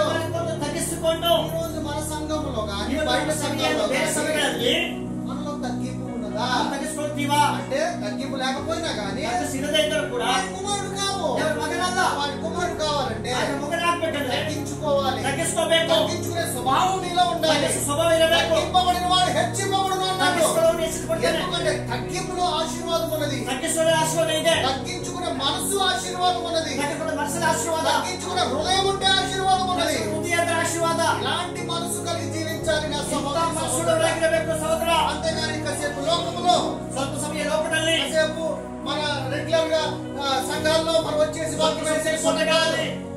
ఒకటే మనసు కలిగి ಒಂದೇ ಮನಸ್సు 24/7 24 ತಾಸು 7 ప్రతి వారము, ప్రతి నిమిషము, ప్రతి సెకండ్, ಪ್ರತಿ ವಾರ, ಪ್ರತಿ ನಿಮಿಷ, ಪ್ರತಿ ಸೆಕೆಂಡ್ ఒకే మనసు కలిగి ಒಂದೇ ಮನಸ್సు, ఏక మనసు ప్రభువుతో కలిసి ಏಕ ಮನಸ್సు ದೇವರ ಸಂಗಡ అలాంటి హృదయం కలిగి జీవించు నా ಅಂತ సహోదరుడు. ಹೃದಯ ಉಳ್ಳವರಾಗಿ ಜೀವಿಸಿರಿ. అది నిజమైన మార్పాటు, ನಿಜವಂತ అది ಮಾರ್ಪಾಡು, నిజమైన రక్షణ, ನಿಜವಂತ ರಕ್ಷಣೆ, అది నిజమైన రిపెంటెన్స్. ನಿಜವಂತ ಮನಸ್ಸಂತರ. నాకు కనపడ్డాడు దేవుడు, ನನ್ನ ದೇವರು ಕಾಣಿಸಿದ್ದಾನೆ, వెలుగులాగా వచ్చాడు. ಬೆಳಕಾಗಿ ಬಂದ ಅಲ್ಲ. వెలుగు గిలుగు ఎన్ని డబ్బా మాటలు. ಬೆಳಕು ಗಿಡಗಳ ವ್ಯರ್ಥ. నువ్వు నిజంగా ప్రభువు కుమారుడు అయితే ದೇವರ ಮಗನಾದರೆ హృదయం మార్పాటు చెందాలి. ముందుగా ಹೃದಯ ಬದಲಾಗಬೇಕು. ఎదుటి వాడికి ಇನ್ನೊಬ್ಬರ హృదయ చెవులుగా వింటే ఎలా ఉంటే అలా చెప్తే కాదు. ಆ ಕಿವಿಗಳು ಕೇಳುತ್ತಾರೆ ಅಲ್ಲ. ప్రభుతో నడవడం అంటే గుర్రం మీద సవారి. ದೇವರ ಸಂಗಡ ನಡೆಯೋದಂದ್ರೆ ಕುದುರೆ ಮೇಲೆ ఎలాంటి సిచ్యువేషన్ అయినా, ಎಂತ ಪರಿಸ್ಥಿತಿ ಆಗಲಿ, ఎలాంటి సర్కమ్స్టెన్సెస్ అయినా ಎಂತ ಕಷ್ಟ ಆದರೂ దేవుడితో ఏక మనసు కలిగి ఉండాలి. ದೇವರ ಸಂಗಡ ಏಕ ఆ ಮನಸ್ಸು, ఏక మనసును నీ తోటి సహోదరులతో కలిసి ಆ ఉండాలి. ಏಕ ಮನಸ್ಸು ನಿನ್ನ ಸಂಗಡ ದೇವರ ಸಹೋದರ ಸಂಗಡ అంతేగాని ಅಷ್ಟೇ. లోకంలో కాదు. ಲೋಕವಾದ రోమీయుల రాసిన పత్రిక 8:7 రోమీయులు 8:7 ರೋಮನ ಪುಸ್ತಕ 8:7 ఏలయనగా ఏలయనగా శరీరసారమైన శరీరసారమైన మనస్సు దేవునికి విరోధమైనది. ಯಾಕೆಂದ್ರೆ ಶರೀರವಾದಗಳು ಮೇಲೆ ಮನಸ್ಸಿಗೆ ಕೊಡುವುದು ದೇವರಿಗೆ ಶತ್ರುತ್ವ. ఏంటంటే ಶತ್ರುತ್ವ, ಶತ್ರು, ಶರೀರಕ್ಕೆ విరోధి. ಶತ್ರು ಆಗಿದ್ದಾನೆ. దేవుడికి విరోధిగా జీవిస్తావా? ದೇವರಿಗೆ ಶತ್ರು ಆಗ್ತೀಯಾ? దేవుడికి ఇష్టడైన కుమారుడిగా జీవిస్తావా? ದೇವರ ಇಷ್ಟನಾಗಿ ಮಗನಾಗಿರ್ತೀಯಾ? రెండు మనసులోనే నష్టం. ಎರಡು ಮನಸ್ಸಿನ ಸಹೋದರ. ఒక మనసు ಒಂದು ಮನಸ್ಸು ಶರೀರ ಪ್ರಕಾರ మనసును మార్పాటు చెంది రూపాంతరం చెందిన రోజున ಶರೀರ ಮನಸ್ಸಲ್ಲಿ మనస్సు కలిగి జీవించాలి. ಕ್ರಿಸ್ತರ ಮನಸ್ಸಾಗಿ ఒకవేళ ఇంకా నువ్వు స్టిల్ శరీరానుసారమైన జీవితమును గనక ಇನ್ನು ಶರೀರ ಮನಸ್ಸದ ಜೀವನ ಇರುವಾಗ అలాంటి మనస్సు కలిగి నువ్వు జీవించి ಅಂತ ఉన్నట్లయితే ಮನಸ್ಸಿದ್ದರೆ నీవు పాపిగా ఉంటావు, ನೀನು ಪಾಪಿಯಾಗಿರ್ತೀಯಾ, అలాగే నువ్వు ఆయనకు విరోధిగా ఉంటావు. ನಿನ್ನ ಹತ್ರ ವಿರೋಧಿಯಾಗಿರ್ತೀಯಾ. అది దేవుని ధర్మశాస్త్రమునకు లోబడదు, ఏ మాత్రమును లోబడదు. అంటే శరీరం మనస్సు ఇప్పుడు ఏం చేయాలి? ఇప్పుడు ಶರೀರ ಮನಸ್ಸು ಏನ್ ಮಾಡ್ಬೇಕು? ಈಗ పొట్లం కట్టి డస్ట్ బిన్ లో పడే. ಅದನ್ನ ನಾವು ತಿಪ್ಪೆಯಲ್ಲಿ ಹಾಕ್ಬೇಕು. ప్రభు మనసు కలిగి ದೇವರ ಮನಸ್ಸ మనం ఇక్కడ ఏది ఇన్స్టాల్ చేసుకో, కొత్త ఫోన్ కొనుక్కున్నాం అనుకోండి, ನಾವೇನಾದ್ರು ಒಂದು ಹೊಸ ಫೋನ್ ತಗೊಳ್ತೀವಿ, మనం అన్ని యాప్స్ డౌన్లోడ్ చేస్తాం, ಎಲ್ಲ ಆಪ್ ಗಳನ್ನ ನಾವು ಅದರ ಹಾಕ್ತಿವಿ, ప్లే స్టోర్ ద్వారా అన్ని యాప్స్ డౌన్లోడ్ చేస్తాం. ಎಲ್ಲ ಆಪ್ಸ್ ఈ రోజున ಇವತ್ತು ఈ వాక్యం విన్నప్పుడు ಈ ವಾಕ್ಯ ಕೇಳುವಾಗ క్రైస్ట్ ఆఫ్ మైండ్ అనే అప్లికేషన్ నీ మైండ్ లో డౌన్లోడ్ చేయి. ಮನಸ್ಸೆಂಬ ಪ್ಲೇ ಸ್ಟೋರ್ ಮೈಂಡ್ ಅಲ್ಲಿ ఆ యాప్ లో నుంచి వచ్చే యొక్క ಆ ಆಪ್ ಇಂದ ಬರುವಂತ ఏమొస్తాయి? ಏನ್ ಬರುತ್ತೆ? వాట్సాప్ ఓపెన్ చేయగానే ವಾಟ್ಸಾಪ್ ಓಪನ್ ಮಾಡ್ತಾನೆ, నీ కాంటాక్ట్ లిస్ట్ ఓపెన్ అవుతుంది. ನಿನ್ನ ಒಂದು ಕಾಂಟ್ಯಾಕ್ಟ್ ಲಿಸ್ಟ್ ಬರುತ್ತೆ. అలాగే నువ్వు క్రైస్తు మైండ్ కనుక ఇన్స్టాల్ చేసుకుంటే ಮನಸ್ಸು ನಿನ್ನಲ್ಲಿದ್ದರೆ ఈ మైండ్ అనే యాప్ లో నుంచి ఏం రావాలి? ಮೈಂಡ್ ಆಪ್ ಅಲ್ಲಿ ಏನ್ ಬರುತ್ತೆ? ప్రేమ కావాలి, ಪ್ರೀತಿ, జాలి కావాలి, దయೆ, కరుణ కావాలి, కరుణೆ, ఏక మనసు కావాలి. ఏక మనసు. ఇది ఏ యాప్ లో నుంచి బయటకు రావాలి? ಇದು ನಿನ್ನ ಆಪ್ ಅಂತ ಬರ್ತದೆ. ఇది నిజమైన క్రైస్తు మనస్సు కలిగి జీవించడం. ನಿಜವಂತ ಕ್ರಿಸ್ತನ ಮನಸ್ಸು. ఇలాంటి గనక నువ్వు జీవిస్తే ಈ ತರ ಇದ್ದರೆ దేవుడికి విరోధి కావు, ದೇವರ ವಿರೋಧಿ ಅಲ್ಲ, దేవుడి కుమారుడు అవుతావు, ದೇವರ ಮಗನಾಗ್ತೀಯ, దేవుడితో కలిసి ದೇವರ ಸಂಗಡ ఆయనతో సమానమై ಆತನ ಸಮಾನವಾಗಿ ఆయన స్వరూపము కలిగి ಆತನ ಸಂಗಡ ಆತನ ಸ್ವರೂಪವಾಗಿ మనము జీవించవచ్చు. ನಾವು ಜೀವಿಸಬೇಕು. లేకపోతే ಇಲ್ಲ ಅಂದ್ರೆ ನೀವು ఏ ఉపయోగము ಏನು లేదు. ಪ್ರಯೋಜನ ಇಲ್ಲ. రైట్. కొలొస్సీలు 1:21, ಕೊಲೆಸೆಬರದ ಪುಸ್ತಕ కొలెసేరు 1:21 త్వరగా 1:21. మరియు గతకాలమందు దేవునికి దూరస్తులను మీ దుష్క్రియల వలన మీ మనస్సులో విరోధ భావము గలవారై ఉండిన ఎడల. ఒక నిమిషము, క్రీస్తుకు దూరంగా ఉన్నప్పుడు అంటే ఏంటి? క్రిస్తునికి దూరం ఏంటంటే క్రీస్తు దూరం ఉన్నప్పుడు ఏం దూరం ಏನು? నీ సొంత రక్షకుడిగా ప్రభువుని అంగీకరించు, ಸ್ವಂತ ರಕ್ಷಕರಾಗಿ ಕರ್ತನನ್ನು ಅಂಗೀಕಾರ ಮಾಡಿ మనసులో నువ్వు ఏమనుకుంటావు? మనసులో ఏమనుకోತೀయా? అపరాధిని, ನಾನು అపరాధి, నేను పాపిని, ನಾನು ಪಾಪಿ అని నీవు చేసే దుష్క్రియల వల్ల నువ్వు తలంచుకుంటావంట. నేను ಮಾಡುವಂತ ಕೆಟ್ಟ ಕೆಲಸಗಳು ಆದರೆ ప్రభువుకి దగ్గరైనప్పుడు దేవునికి ಹತ್ರ ಬರುವಾಗ మనసు ఎలా ఉండాలంట? సేకరಬೇಕು. తన సన్నిధిని పరిశుద్ధులుగాను, ఆత సన్నిధిని పరిశుద్ధురాగి, తర్వాత నిర్దోషులుగాను నిరపరాధులుగాను నిలవబెట్టుటకు ఆయన మాంసయుక్తమైన దేహమందు మరణము వలన ఇప్పుడు మిమ్ములను సమాధానపరిచెను. నీ మనసులో నువ్వేమనుకుంటున్నావు? బాబు నేను పాపిని, ನಾನು ಪಾಪಿ, నేను దూరంగా ఉన్నాను, దూరವಾಗಿದ್ದೇನೆ, చేసేది నువ్వు ప్రతిదీ నీ శరీరంతో ఎంచుకుంటా ఉంటావు కదా. ನೋಡು ಪ್ರತಿಯೊಂದು ಶರೀರದ ಯೋಚನೆ ಮಾಡ್ತೀಯಲ್ಲ. ప్రభు ఏమంటున్నాడంటే, ఎవరు ಹೇಳ್ತಿದ್ದಾನೆ? అలాంటి భావము గలవారై ఉండి అంత భావులవరాగి, అంటే అలాంటి వారమైన మనల్ని కూడా, అంతవరాదంత నమ్మను కూడా ఇప్పుడు మనమేమనుకుంటాము? ನಾವೇನನ್ಕೊಂತೀವಿ? ఒకసారి నేను పరిశుద్ధుని కానీ దూరంగా ఉంటాం, ನಾ ಪರಿಶುದ್ಧರಾಗೆಲ್ಲ ದೂರ ಇರ್ತೇವೆ, అలాగే ఉంటాం కదా. ಆಗಿರ್ತೀವಲ್ಲ సహజంగా సహజವಾಗಿ బలిపీఠం మీదకి రావాలి అంటే, బలిపీఠం ಬರ್ಬೇಕಂದ್ರೆ నేను పరిశుద్ధుని కాను, ನಾ ಪರಿಶುದ್ಧನಲ್ಲ. నిజంగా చెప్పాలంటే ಹೇಳ್ಬೇಕಂದ್ರೆ ఈ బలిపీఠం పరిశుద్ధత కాదు, ఈ బలిపీఠ పరిశుద్ధ అಲ್ಲ, ఈ దేహమే పరిశుద్ధం, దేహ పరిశుద్ధతే, నీ దేహమే పరిశుద్ధమైనది, దేహ పరిశుద్ధ. కానీ ಆದರೆ నీ మనసు ఏం చెప్తుంది? మనసు ఏం చెప్తాయి? బలిపీఠం గొప్పది, బలిపీఠ దొడ్డదు, బలిపీఠం కన్నా గొప్పది నీ దేహము. బలిపీఠ నీ దేహ దొడ్డదు, ఎందుకంటే నీ దేహం అనే ఆలయము, ಯಾಕಂದ್ರೆ ದೇಹ ಆತನ ಆಲಯ, ఆలయంలో పరలోక రాజ్యం ఉన్నది. ಆತನ ಆಲಯ ಪರಲೋಕ ರಾಜ್ಯ ಇದೆ, బలిపీఠం మీద పరలోక రాజ్యము లేదు. బలిపీఠ మీద పరలోక రాజ్య ಇಲ್ಲ. ఆలయం ఉన్న పరలోక రాజ్యము గొప్పదా? పరలోక రాజ్య దొడ్డదా?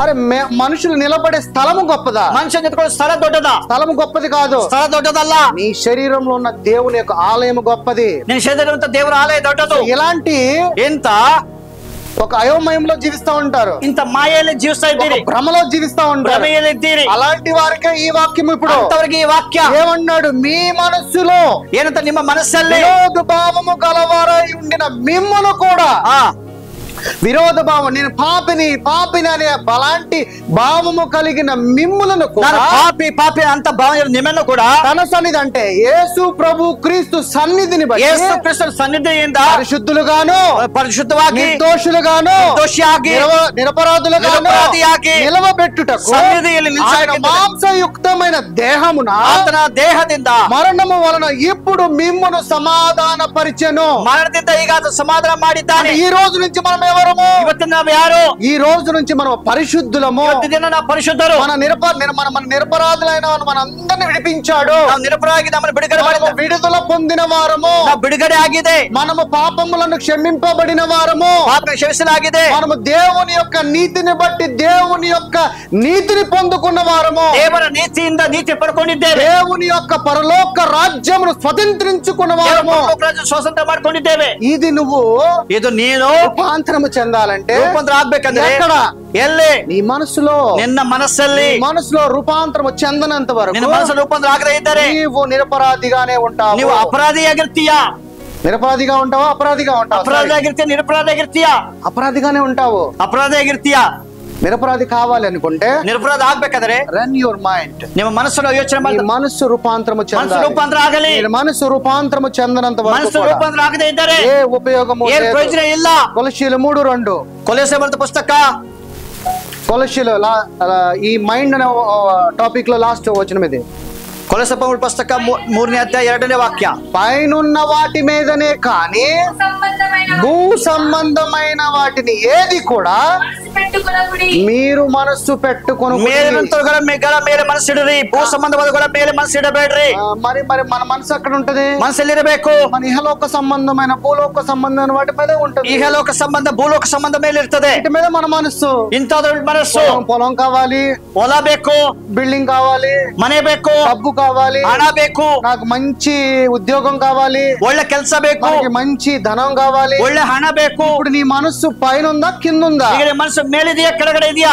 నువ్వే ఒక్కసారి పరీక్షించుకో. ನೀನು ಪರೀಕ್ಷೆ ಮಾಡಿಕೋ. దేవుని కుమార్తెవా, దేవుని కుమారుడువా? ದೇವರ ಮಗನಾ, ದೇವರ ಮಗಳ? లోకంలో ఉన్నావా లేకపోతే ఆత్మతో కనెక్ట్ అయ్యి దేవుని రాజ్యంలో ఉన్నావా? ಲೋಕದಲ್ಲಿ ಇದೆಯಾ? ಆತ್ಮದಲ್ಲಿ ನೀವು ಸಂಪರ್ಕದಲ್ಲಿ ದೇವರ ರಾಜ್ಯದಲ್ಲಿ ಇದ್ದೀರಾ? మనం పరీక్షించుకుంటే ನಿಮ್ಮನ್ನು ಪರೀಕ್ಷೆ ಮಾಡ್ಕೋವಾಗ ఒక్కడ కూడా ಒಬ್ಬರು ಕೂಡ ఆ రోజున ప్రభు ఈ అమ్మాయి మీద ఎవరైనా తప్పు చేయని వాడు రాయండి ಆ ದಿವಸ ಕರ್ತನು ಯಾರು ತಪ್ಪು ಮಾಡಿದ್ರು ಅವರು ಕಲ್ಲು ಹಾಕಿ. ఎవడు ఒక్కడ కూడా ధైర్యం చేయలేకపోయారు. ಒಬ್ಬರು ಕಲ್ಲು ಹಾಕ್ಲಿಕ್ಕೆ ಧೈರ್ಯ ಬರಲಿಲ್ಲ. ఈ రోజున మనం నీతిమంతులుగా పరిశుద్ధులుగా నిరపరాధులుగా కూర్చున్న మనలో ಇವತ್ತು ನಾವು ನೀತಿವಂತರಾಗಿ ಪರಿಶುದ್ಧರಾಗಿ ನಿರಪರಾಧಿಗಳ ಕೂತಂತ మనలో మనం పైన వాటి మీద ఉన్నాము, భూ కింద సంబంధం మీద ఉన్నాము. ನಾವು ಮೇಲಿನ ವಿಷಯಗಳಿದ್ದೇವಾ, ಭೂ ಸಂಬಂಧವಾಗಿದ್ದೇವಾ? భూ సంబంధంలో ఉంటే ಭೂ ಸಂಬಂಧದಲ್ಲಿ ಇದ್ದಾರೆ మరి నువ్వు దేవుని పిల్లవాడువా? ನೀನ್ ದೇವರ ಮಗನ కాదు. ಅಲ್ಲ. మరి వాక్యాన్ని నమ్ముతావుగా, ವಾಕ್ಯ ನಂಬುತ್ತೀಯಾ, వాక్యాన్ని అనుసరిస్తావుగా, ವಾಕ್ಯ ಅನುಸರಿಸ್ತೀಯಾ? వాక్యం అనుసరిస్తే నువ్వు మరి నువ్వు దౌర్భాగ్యుడు ఏంటి? ವಾಕ್ಯವನ್ನು ಅನುಸರಿಸ್ತಿದ್ದೆ ದೌರ್ಭಾಗ್ಯನ ಏನು? నువ్వు దౌర్భాగ్యుడు కావు. ನೀನ್ ದೌರ್ಭಾಗ್ಯನಲ್ಲ. ఏంటంటే నువ్వు ఇంకా రూపాంతరం చెందలా, ನೀನು ರೂಪಾಂತರ ಆಗಿಲ್ಲ, ఇంకా సత్యమును తెలుసుకోవాలా, ಸತ್ಯ ತಿಳಿದ ಇಲ್ಲ. ఈ శరీరాన్ని ప్రేమిస్తున్నావు, ಶರೀರವನ್ನು ಪ್ರೀತಿ ಮಾಡ್ತಿದ್ಯಾ? శరీరానికి ప్రేమిస్తే ಶರೀರವನ್ನು ಪ್ರೀತಿ ಮಾಡಿದರೆ నీవు మార్పాటు చెందలేవు. ನಿನಗೆ ರೂಪಾಂತರ ಇಲ್ಲ. నువ్వు దేవుని బిడ్డగా ದೇವರ ಮಗಳಾಗಿ పైనున్న వాటిని వెతకాలి. ಮೇಲೆ ವಿಷಯಗಳನ್ನು ಹುಡುಕಬೇಕು. వాటిని ఆకాశంలో కాదు వెతికేది, ಮೇಲಂತ ಆಕಾಶ ಅಲ್ಲ, నీలో ఉన్న నీ రాజ్యము, ನಿನ್ನಂತ ನಿನ್ನ ರಾಜ್ಯ, దేవుడు నీ కొరకు పెట్టి ఉన్న రాజ్యములో ದೇವರು ನಿನಗಾಗಿ ಇತ್ತಂತ ರಾಜ್ಯದಲ್ಲಿ. మరి అలాగంటే ఈ లోకంలో ఎలా జీవించాలి? ఈ లోకದಲ್ಲಿ ಹೇಗೆ ಜೀವಿಸಬೇಕು? అంటే ఈ లోకంలో ఉన్న వాటిని ఎలాగ మేము ఆస్వాదించాలి? ఈ లోಕದ ವಿಷಯಗಳು ಹೇಗೆ ಆಸ್ವಾದಿಸಬೇಕು? తండ్రి ఎంత మంచి నేచర్ ఇచ్చాడు, ನಮ್ಮ ತಂದೆ ಒಳ್ಳೆ ಪ್ರಕೃತಿ ಕೊಟ್ಟಿದ್ದಾರೆ, మంచి లోకాన్ని సృష్టించాడు, ಲೋಕ ಸೃಷ್ಟಿ ಮಾಡಿದ್ದಾರೆ. మరి దీన్ని ఎలాగ నేను పొందుకోవాలి? ಇದು ಹೇಗೆ ಪಡ್ಕೋಬೇಕು? ఎలా పొందుకోవాలంటే ಹೇಗೆ పడಬೇಕಂದ್ರೆ నీవు ఇది ఏది నాకు వద్దు అన్నారు. ಇದು ಯಾವುದು ಬೇಡ ಅನ್ನುವಾಗ అంటున్నాడంటే ಏನ್ ಹೇಳ್ತಾನೆ? అది నీకు పాదముల కింద ఉందంటున్నాడు. ಅದು ನಿಮ್ಮ ಕಾಲ್ ಕೆಳಗಡೆ ಇದೆ. ఇది నువ్వు మారాలంటే ఎక్కడ మారాలి? ಇದರ ಎಲ್ಲಿ ಬದಲಾಗಬೇಕು? గ్రహించుకోవాలంటే ತಿಳ್ಕೋಬೇಕಂದ್ರೆ మనసులో గ్రహించాలి. ನಿನ್ನ ಮನಸ್ಸಲ್ಲಿ ಯೋಚಿಸಬೇಕು. నువ్వు ఏం చేస్తున్నావు అంటే ನೀವೇನ್ ಮಾಡ್ತಿದ್ದೀರಾ? భూలోకం వాటికి ఎక్కువ ప్రాధాన్యత, ಭೂಲೋಕದ ಮುಖ್ಯ ಕೊಡ್ತೀಯಾ? సంఘానికి రావటానికి ಸಭೆಗೆ ಬರ್ಲಿಕ್ಕೆ మనకి సమయం ఇవ్వలేము గానీ ನಾವು ಸಮಯ ಕೊಡೋದು ಇಲ್ಲ. మనకు ఎగ్జామ్ ఉందంటే ನಮಗೊಂದು ಎಕ್ಸಾಮ್ ಇದ್ದರೆ మనం ఏ సంబంధం వాటికి మనం ప్రాధాన్యత ఇస్తున్నాము? ಯಾವ ಸಂಬಂಧಕ್ಕೆ ನಾವು ಮುಖ್ಯ ಕೊಡ್ತೇವೆ? ఇప్పుడు నీవు భూలోక సంబంధమైన ఎగ్జామ్ కు నువ్వు ప్రిఫరెన్స్ ఇచ్చినప్పుడు, ನೀವು ಭೂಲೋಕದಲ್ಲಿ ಸಂಬಂಧ ಎಕ್ಸಾಮ್ ಗೆ ಪ್ರಿಪೇರ್ ಆದರೆ ఇప్పుడు నువ్వే పరీక్షించుకో. ನೀವು ಪರೀಕ್ಷೆ ಮಾಡಿಕೋ. నువ్వు దేవుని పిల్లవాడివా లేకపోతే దౌర్భాగ్యుడివా? ದೇವರ ಮಗನ ಅಥವಾ ದೌರ್ಭಾಗ್ಯನ? అరే దేవుడితో నువ్వు అనుసంధానమై సహవాసము కలిగి జీవిస్తే, ದೇವರ ಸಂಗಡ ನೀವು ಅನುಸಂಧಾನವಾಗಿ ಸಹವಾಸ మనస్సు కలిగి ಏಕ ಮನಸ್ಸಾಗಿ ప్రభు ఎలాగ ఆలోచించాడు, ఊహించాడో ದೇವರು ಯಾತರ ಯೋಚನೆ ಮಾಡ್ತಾರೋ అలాంటి యొక్క మనసు కలిగే జీవించాలి. ಅಂತ ಮನಸ್ಸುಳ್ಳವರಾಗಿರ್ರಿ. ఈ శరీరానికి ఏం కావాలన్నా గానీ ಈ ಶರೀರಕ್ಕೆ ಏನ್ ಬೇಕಾದರೂ దేవుడు అన్నాడు నీ పాదాల కింద తొక్కి వేయబడేలాగా ఉంచానన్నట్టు. ದೇವರು ನಿಮ್ಮ ಕಾಲುಗಳ ತುಳಿದು ಹಾಕುವಾಗ ఈ లోక మర్యాద తీసుకొచ్చి మనం ఏం చేస్తున్నాము, ಏನ್ ಮಾಡ್ತಿದ್ವಿ, ఇది ఉత్తమమైనది అని, ಇದು ಉತ್ತಮವಾದದ್ದು, ఇది చాలా అత్యున్నతమైనదని, ಇದು ಅತ್ಯುನ್ನತವಾದೆಂದು మోస్తున్నాము, ನಾವು ಒತ್ತುಕೊಳ್ಳುತ್ತಿದ್ದೇವೆ. ఈ బరువు ఈ బరువు దించుకో అంటున్నాడు. ఈ భారವನ್ನು ఇಳಿಸು. ఈ భారము మోయించిన సమస్త జనులారా, ఎలా కష్టపಡುವರ ಹೊರೆ ಹೊತ್ತವರು ಎಲ್ಲರೂ వద్దకు రండి ನನ್ನ ಬಳಿಗೆ ಬರಲಿ. ఆ భారము నాకు ఇచ్చే, ఆ భారాన్ని కొర్రి, నీ చింత యావత్తు నా మీద వేసే, చింత ಎಲ್ಲ ನನ್ನ ಮೇಲೆ ಹಾಕಿರಿ, కష్టాలు బాధలు సమస్తము తీసుకొచ్చి నా మీద వేసే. కష్టಗಳು ನೋವುಗಳು ఈ రోజు నుంచి ఈ దినದಿಂದ ఆత్మ నీలో ఉంది కాబట్టి ఆత్మ నిన్ನಲ್ಲಿ ಇದೆ, ప్రతి దాని మీద స్వతంత్రం అన్నాడు. ಎಲ್ಲದರ ಮೇಲೆ ಬಿಡುಗಡೆ, రోగం మీద స్వతంత్రం ರೋಗದ అన్నాడు, ಮೇಲೆ ಬಿಡುಗಡೆ, అప్పు మీద స్వతంత్రం ಸಾಲದ అన్నాడు, ಮೇಲೆ ಬಿಡುಗಡೆ, పేదరికం మీద స్వతంత్రం, ಬಡತನ ಮೇಲೆ ಬಿಡುಗಡೆ. ఇది నమ్మాలి కదా నువ్వు. ಇದು ನಂಬಬೇಕು. ಫಸ್ಟ್ నమ్మాలి అంటే నీలో నీ మనసులో రూపాంతరం చెందాలి. ನಂಬಬೇಕಾದ್ರೆ ಮನಸ್ಸು ರೂಪಾಂತರ ಆಗಬೇಕು. రూపాంతరం చెందనంత వరకు ರೂಪಾಂತರ ಆಗದೆ ಇದ್ದರೆ నో యూస్, ಪ್ರಯೋಜನ ಇಲ್ಲ. అర్థం చేసుకోండి నా సహోదరి సహోదర. ಅರ್ಥ ಮಾಡ್ಕೊಳ್ಳೋ ಸಹೋದರ ಸಹೋದರಿ. ఇప్పుడు ಈಗ ఒక 5 వచనాలు చెప్పి క్లోజ్ చేసేద్దాం. 5 వాక్యాలు ಹೇಳ್ತೀನಿ. ఇదేంటంటే ಏನಂದ್ರೆ ఇప్పుడు దాకా మనము ప్రభు యొక్క మైండ్ గురించి చూసాము. ಇಲ್ಲಿವರೆಗೂ ದೇವರ ಮನಸ್ಸು ಬಗ್ಗೆ ನೋಡಿದ್ದೇವೆ. ఆ మనసు ఎలాగ మనం కలిగి జీవించాలని ಆ చూసాము. ಮನಸ್ಸು ನಮ್ಮಲ್ಲಿ ಏಕಿರಬೇಕು ನೋಡಬೇಕು. ఐస్ ఆఫ్ క్రైస్ట్ గురించి చూద్దాం. ಈಗ ದೇವರ ಕಣ್ಗಳು, ప్రభు యొక్క ఆత్మీకమైన కనుల గురించి, ಕ್ರಿಸ್ತನ ಆತ್ಮದ ಕಣ್ಗಳು, అది మనకి ఎలాంటి కను కనుగలు ఉండాలో ನಾವು ಎಂತ ಕಣ್ಣು ಇರಬೇಕು ನಮಗೆ. మత్తయి సువార్త 5:29, ಮತ್ತಾಯನ ಸುವಾರ್ತೆ 5:29, 5:29. నీ కుడి కన్ను నీ కుడి కన్ను నేను అభ్యంతరపరిచిన ఎడల దాని పెరికి నీ యొద్ద నుండి పారవేయము, నీ దేహమంతయు నరకములో పడవేయబడకూడకుండా నీ అవయములలో ఒకటి నశించుట నీకు ప్రయోజనము కదా. తర్వాత నీ కుడి చేయి నిన్ను అభ్యంతరపరిచిన ఎడల దానిని నరికి నీ యొద్ద నుండి, అది మంద కాదు, ఓన్లీ ఇక్కడ కన్ను గురించి. ఇక్కడ ఏమంటున్నాడు, ವಾಕ್ಯ, నీ కుడి కన్ను నిన్ను అభ్యంతరపరిచిన ನಿನ್ನ ಬಲಗಣ್ಣು ನಿನ್ನನ್ನು ಪಾಪದಲ್ಲಿ ಸಿಕ್ಕಿಸುವುದಾದರೆ అంటే తీసి పడేయమంటున్నాడు. ಅದನ್ನ ಕಿತ್ತು ಬಿಡು. నిజంగా పడేద్దామా? కిత్తు బిసకాಗುತ್ತಾ? ధైర్యం అడిగారు ఉందా? అంత ధైర్యం ಇದೆಯా? నేను పడేయమని దేవుడు కోరుకోవట్లే, ಅದನ್ನ కిత్తు బిసకಲ್ಲ ಅಲ್ಲ, అలాంటి స్వభావం కలిగి ఉండండి. ಅಂತ ಯೋಚನೆ ಉಳ್ಳವರಾಗಿರಿ. నీ శరీరంలో ನಿಮ್ಮ ಶರೀರ నిన్ను ఏ అవయవం అయితే దేవుడికి దూరంగా నిన్ను జీవింప చేయడానికి ఇబ్బంది పెడుతుందో, ನಿನ್ನ ಶರೀರದಲ್ಲಿ ನಿನ್ನ ಅವಯವಗಳಲ್ಲಿ ಯಾವುದು ದೇವರನ್ನ ದೂರ ಮಾಡ್ತದೋ నువ్వు పెరికి వేసేంత ధైర్యముగా ಅದನ್ನ ಕಿತ್ತು ಹಾಕುವಷ್ಟು ಧೈರ್ಯ, అలాంటి మనసు కలిగి ಅಂತ జీవించాలి. ಮನಸ್ಸುಳ್ಳವರಾಗಿರಿ. అంతేగాని పీకేసి నువ్వు గుడ్డివాళ్ళగా జీవించమని కాదు. ಕಿತ್ತು ಹಾಕಿ ಕುರುಡರಾಗಿ ಜೀವಿಸೋದಲ್ಲ. జీవించాలంటే ನೀನ್ ಜೀವಿಸಬೇಕಂದ್ರೆ ఆత్మీకమైన కన్ను ఓపెన్ అవ్వాలి. ಆತ್ಮಿಕ ಕಣ್ಣುಗಳು ತೆರೆಯಲ್ಪಡಬೇಕು. నీలో నీ ఆత్మీకమైన కన్ను ఓపెన్ అవనంత వరకు, ನಿನ್ನಲ್ಲಿ ನಿನ್ನ ಆತ್ಮಿಕ ಕಣ್ಣುಗಳು ತೆರೆಯದೇ ಇದ್ದರೆ లోకంలో you are a powerless women. ನೀವು ಲೋಕದಲ್ಲಿ ಶಕ್ತಿ ಇಲ್ಲ.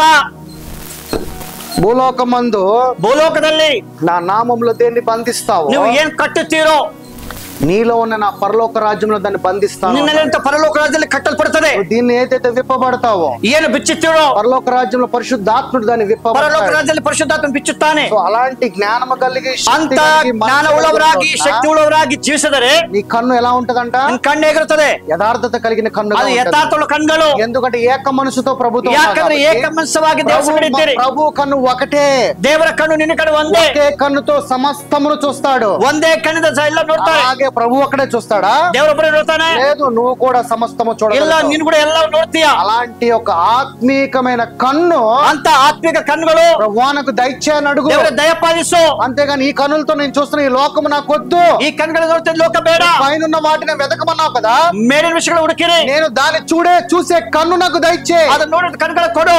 అది నేను పొందుకునే కన్ను నాకు దయచే. ಅದು ಹೊಂದಿಕೊಳ್ಳದ ಕಣ್ಗಳು ಕೊಡು. ఈ లోకంలో ఉన్నది ఏది కూడా నాకు వద్దు. ಈ ಲೋಕದಲ್ಲಿ ಅಂತ ಯಾವುದು ಬೇಡ. ఈ నేత్రాశబ్దో చూస్తున్న వాటికి నేను అయ్యే టెంప్టేషన్, అట్రాక్షన్, డిజైర్ ఏది కూడా నాకు ಈ వద్దు. ಕಣ್ಣಿಂದ ನೋಡುವಂತ ನೋಟದಿಂದ ಆ ಒಂದು ಶೋಧನೆ ಯಾವುದು ಬೇಡ. నేను ఆత్మీకంగా నువ్వెలా చూసావో, ನಾನು ಆತ್ಮಿಕವಾಗಿ ನೀನು ಹೇಗೆ ನೋಡ್ತೀಯೋ నేను కూడా నువ్వు చూసినట్లుగా నేను కూడా చూడాలి. ನಾನು ಕೂಡ ನೀನು ನೋಡುವಾಗೆ ನೋಡ್ತೀನಿ. అన్నావు కదా, నువ్వు నేను సమానం అన్నావు. ನೀ ಹೇಳಿ ನೀನು ನಾನು ಒಂದೇ. నేను నీ స్వరూపం అన్నావు. ನಾನು ನಿನ್ನ ಸ್ವರೂಪ. నేను నీ మనసును ధరించుకున్నాను. ನಾನು ನಿನ್ನ ಮನಸ್ಸನ್ನು ಧರಿಸಿ నేను నీ వలె శక్తిమంతుడుగా ನಿನ್ನ ಉಳ್ಳವರಾಗಿ ಶಕ್ತಿ ಉಳ್ಳವರಾಗಿ నేను నా తల్లి గర్భంలో రూపింపబడక ముందు, ತಾಯ ಗರ್ಭದಲ್ಲಿ ಸೃಷ್ಟಿಯಾಗದ ಮುಂಚೆ నీ దగ్గర ఉన్నప్పుడు ఎలాంటి మహిమైశ్వర్యము కలిగి ನಿನ್ನ ಬಳಿ ಇರುವಾಗ ಮಹಿಮೈಶ್ವರ್ಯದಿಂದ అదే శక్తిని నాకు ఈ భూలోకం మీద దయచే. అదే శక్తిని ఆ భూలోకముడు శక్తితో ఈ భూలోకం మీద ఆ శక్తిని భూలోకం ಮೇಲೆ ఈ లోక మర్యాదను నేను ಲೋಕ ಮರ್ಯಾದೆಯನ್ನ శాసించేవాడిగా నీ కుమారుడిగా నేను ಅದರ జీవిస్తాను. ಆಳ್ವಿಕೆ ಮಾಡುವಾಗೆ ಮಗನಾಗಿರ್ತೇನೆ. ఇది సత్యమును తెలుసుకోవాలంటే నీ మనసు ఇంపార్టెంట్. ಇದು ಸತ್ಯ ತಿಳ್ಕೋಬೇಕಾದ್ರೆ ನಿನ್ನ ಮನಸ್ಸು ಬಹಳ ಮುಖ್ಯ.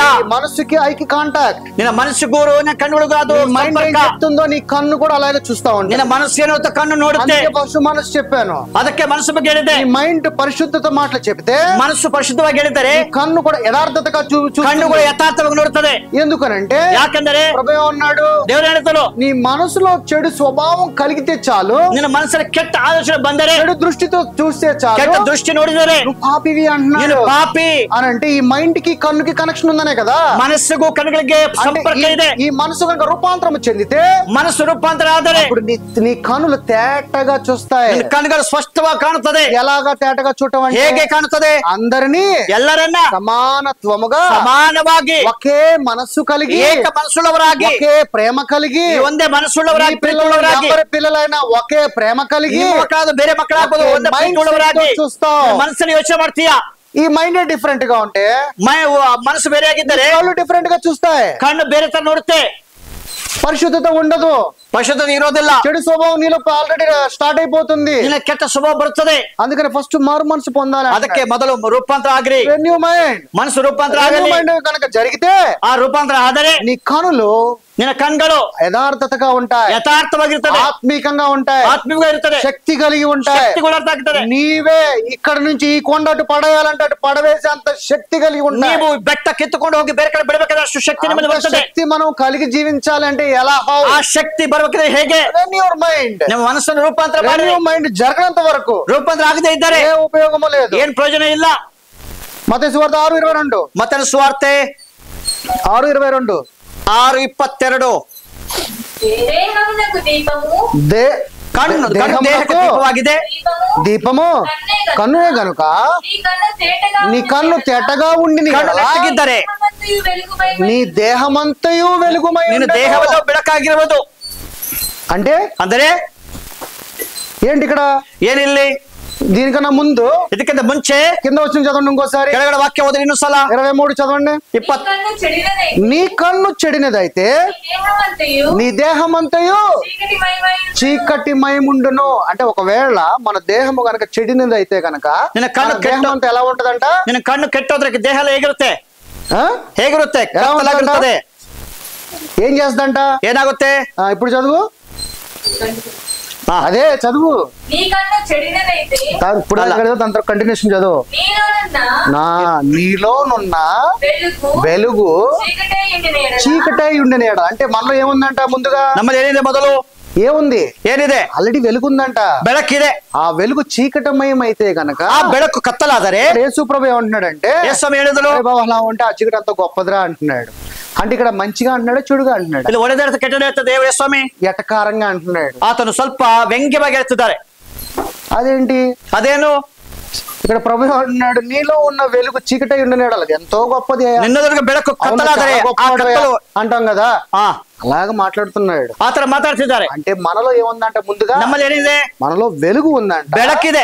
ఆ వెలుగు చీకటమయం అవ్వకోకుండా ಆ ಬೆಳಕು ಕತ್ತಲಾಗಿ ಇರಬಾರದು. వెలుగును నువ్వు కాపాడుకోవాలి. ಆ ಬೆಳಕನ್ನು ಕಾಪಾಡ್ಕೋಬೇಕು. నువ్వు వెలుగును కాపాడుకోవాలంటే ಬೆಳಕನ್ನು ಕಾಪಾಡ್ಕೋಬೇಕಾದ್ರೆ ఇప్పుడు ఎవరు చదవమ్మా? ಈಗ ಹೋದ್ರಮ್ಮ 22 దేహమునకు దీపము కన్నే గనుక నీ కన్ను తేటగా ఉండిన ఎడల నీ దేహమంతయు వెలుగుమయమై ఉండును. ನಿನ್ನ ಕಣ್ಣು ನೆಟ್ಟಗಿದ್ದರೆ ನಿನ್ನ ದೇಹವೆಲ್ಲ ಬೆಳಕಾಗಿರುವುದು. మరి ఈ కన్ను తేటగా ఉండాలంటే ఎలా? కన్ను నెట్టగిರೋದು ಹೇಗೆ? ఎలాగా అంటే నీ మైండ్. ಯಾಕಂದ್ರೆ ನಿನ್ನ ಮನಸ್సు, నీ మైండ్ చెప్పిద్ది నీ కన్ను తేటగా ಮನಸ್ಸು ನಿನ್ನ ಕಣ್ಣು ನೆಟ್ಟಗಿದೆಯಾ ಅಂತ. మనసు అని చెప్పితే ఒక ఆడదాన్ని చూడు అంటది. ಮನಸ್ಸು ಹೇಳುತ್ತೆ ಒಂದು ಹೆಣ್ಮಗಳು ನೋಡು, ఒక పురుషుడిని చూడు అంటది. ಗಂಡು ಮಗನ ನೋಡು. ఏం చెప్తుంది? మైండ్ చెప్తుందా? ಮನಸ್ಸು ಹೇಳುತ್ತಾ?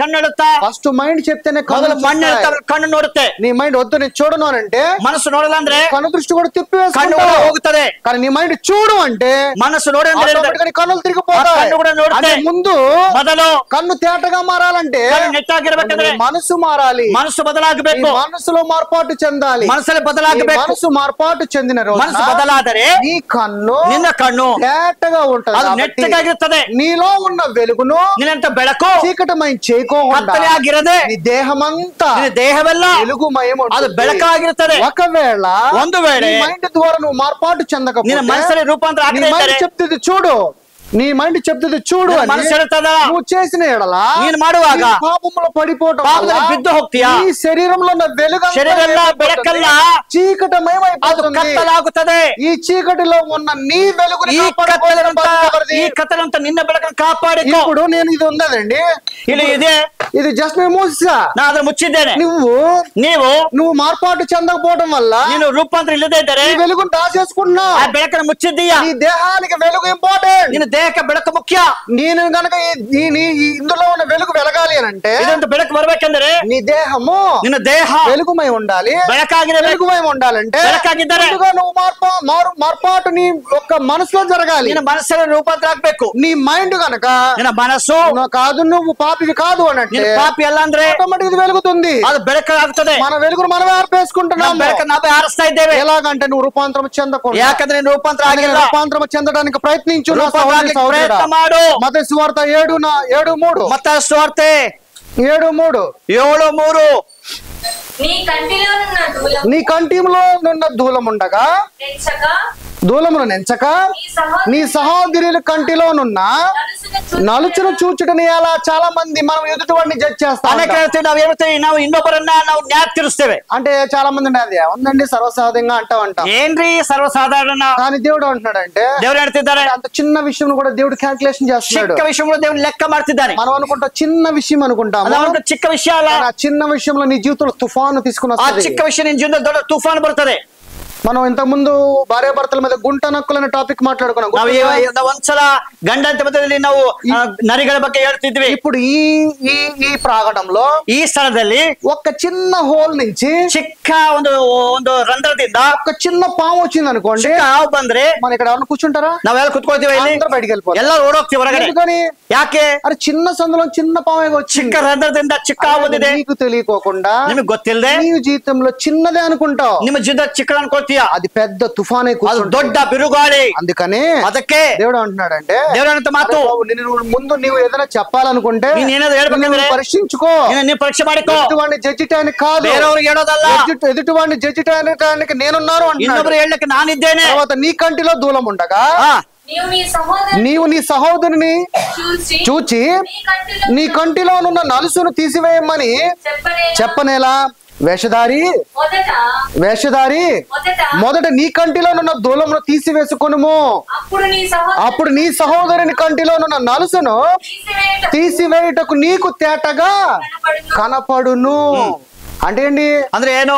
ముందు మనలో ఉన్నది ఏదో ఉందో తీసి పడేయాలంట, ನಮ್ಮದಿರೋದು మనం ತೆಗೆದಾಕ್ಬೇಕು. అప్పుడు ఎదుటి వాడిలో ఉన్న ಆಮೇಲೆ ನಿನ್ನ ಸಹೋದರನ ఏ తప్పైనా గానీ ఏ ತಪ್ಪಾದ್ರೂ నీ కంటికి ఏమవుతుంది? ಕಣ್ಣಿಗೆ ಹೇಗಿರ್ತದೆ? తేటగా కనబడుతుంది, ಚೆನ್ನಾಗಿ ಕಾಣುತ್ತದೆ. కంటికి కనెక్షన్ ఎక్కడ?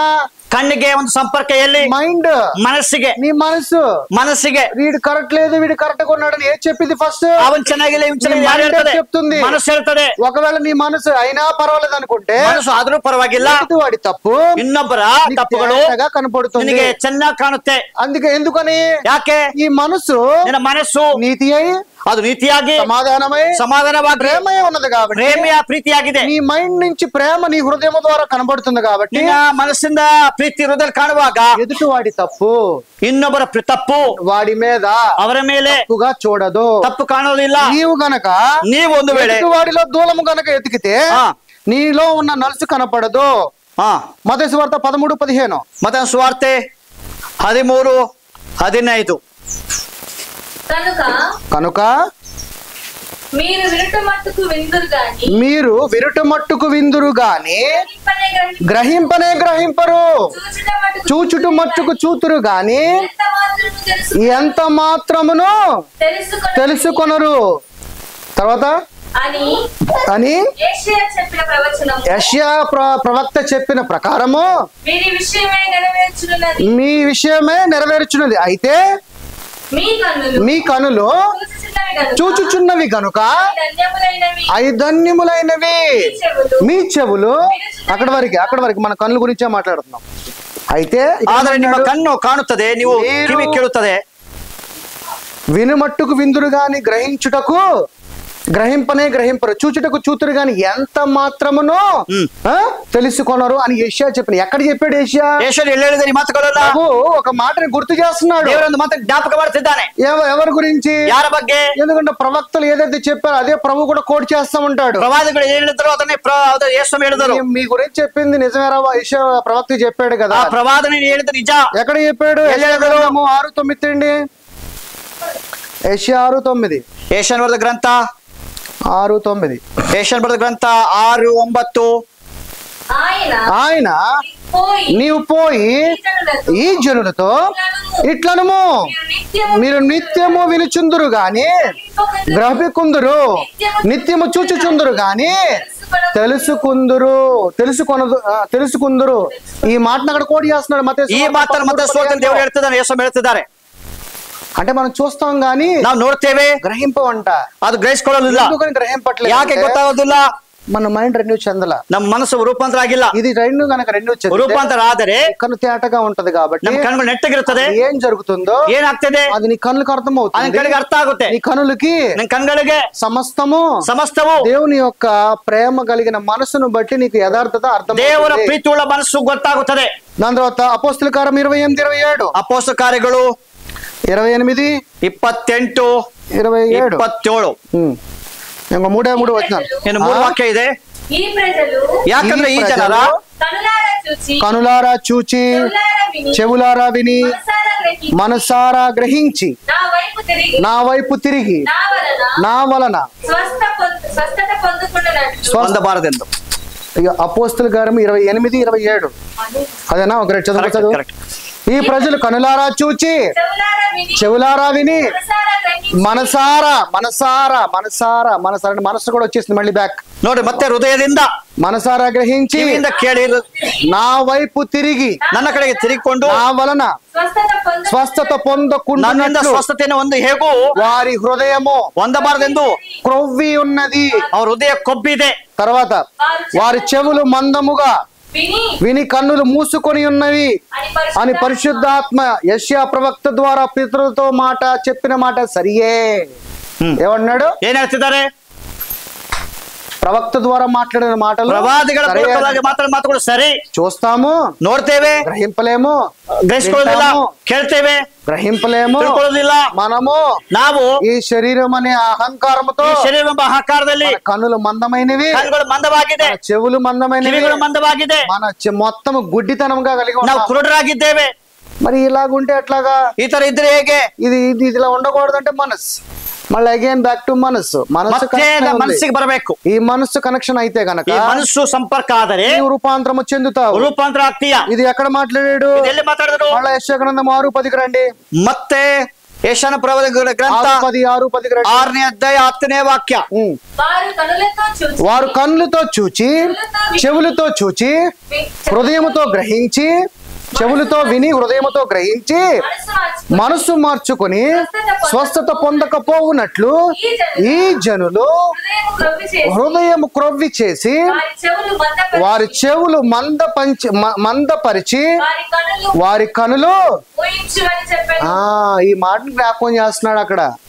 ఈ మాత్రం దేవుడు జ్ఞాపకం ಮಾಡ್ತಿದ್ದಾನೆ. ఎందుకనంటారే మీరు రూపాంతరం చెందండ్రా, ನೀವು ರೂಪಾಂತರ ಆಗ್ರಿ. ఎందుకంటే దేవుడు కనులు, చెవులు, ముక్కు, నోరు చాలా ఇంపార్టెంట్. ದೇವರಿಗೆ ಕಣ್ಗಳು, ಕಿವಿ, ಮೂಗು ಎಲ್ಲವೂ ಬಹಳ ಮುಖ್ಯ.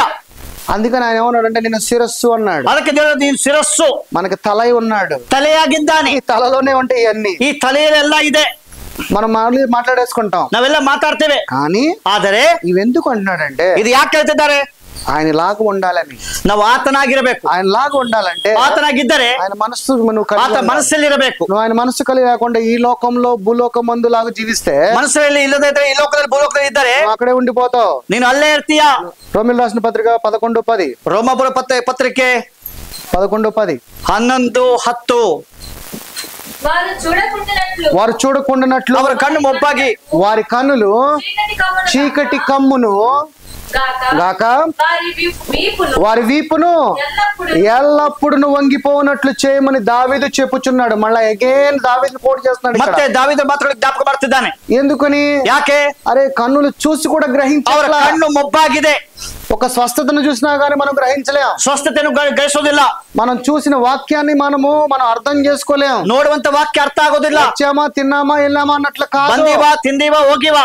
ప్రభు బలలో పాలు పంచుకున్నావా కాదు. ಕರ್ತನ ಮೇಜಲ್ಲಿ ಭಾಗಿ ಅಲ್ಲ. బాప్తిజం తీసుకున్నావా కాదు. ಬಾಪ್ತಿಸಂ ಅಲ್ಲ.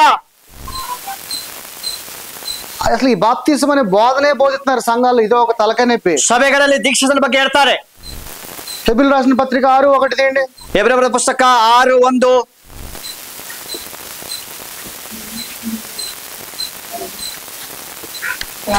కాబట్టి ನೀವು ದೇವಜನರ ಉಪಚಾರ కాబట్టి నిర్జీవ క్రియలను విడిచి మారు మనసు పొందుటయు దేవుని యందలి విశ్వాసమును బాప్తిసములను గూర్చి గాని కూర్చిన బోధన గురించి హస్త నిక్షేపణములను మృతుల పునరుద్ధానమును గూర్చి నిత్యమైన తీర్పును అని పునాది వేక మళ్ళీ క్రీస్తును గూర్చిన పునాది మూలోపదేశము మాని సంపూర్ణ మగుటకు క్రీస్తులో సాగిపోదాము.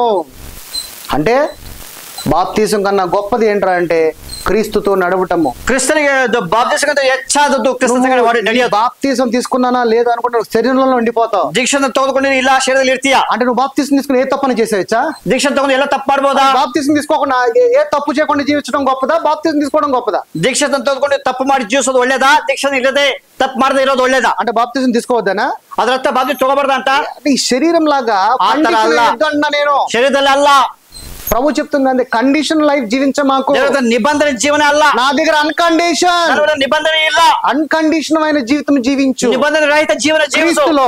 ఈ శరీరದಲ್ಲಿ కండిషన్ అనేది లేదు. నిబంధన ಇಲ್ಲ. నీ శరీరానికి నువ్వు కండిషన్ వేసుకోమాకు. నీ శరీరానికి నిబంధన ಹಾಕಬೇಡ. నువ్వు జీవిస్తున్నది నీ శరీరంలో కాదు. నీ శరీరం అల్ల. నా ఆత్మలో జీవించు. నా ఆత్మలో ఇದ್ದೀయా. ఈ వచనం ఇంగ్లీష్ లో ఎక్సలెంట్ గా ఉంటది. Of the doctrine of the baptism and of laying on the hands and of the resurrection of the dead and of the eternal judgment.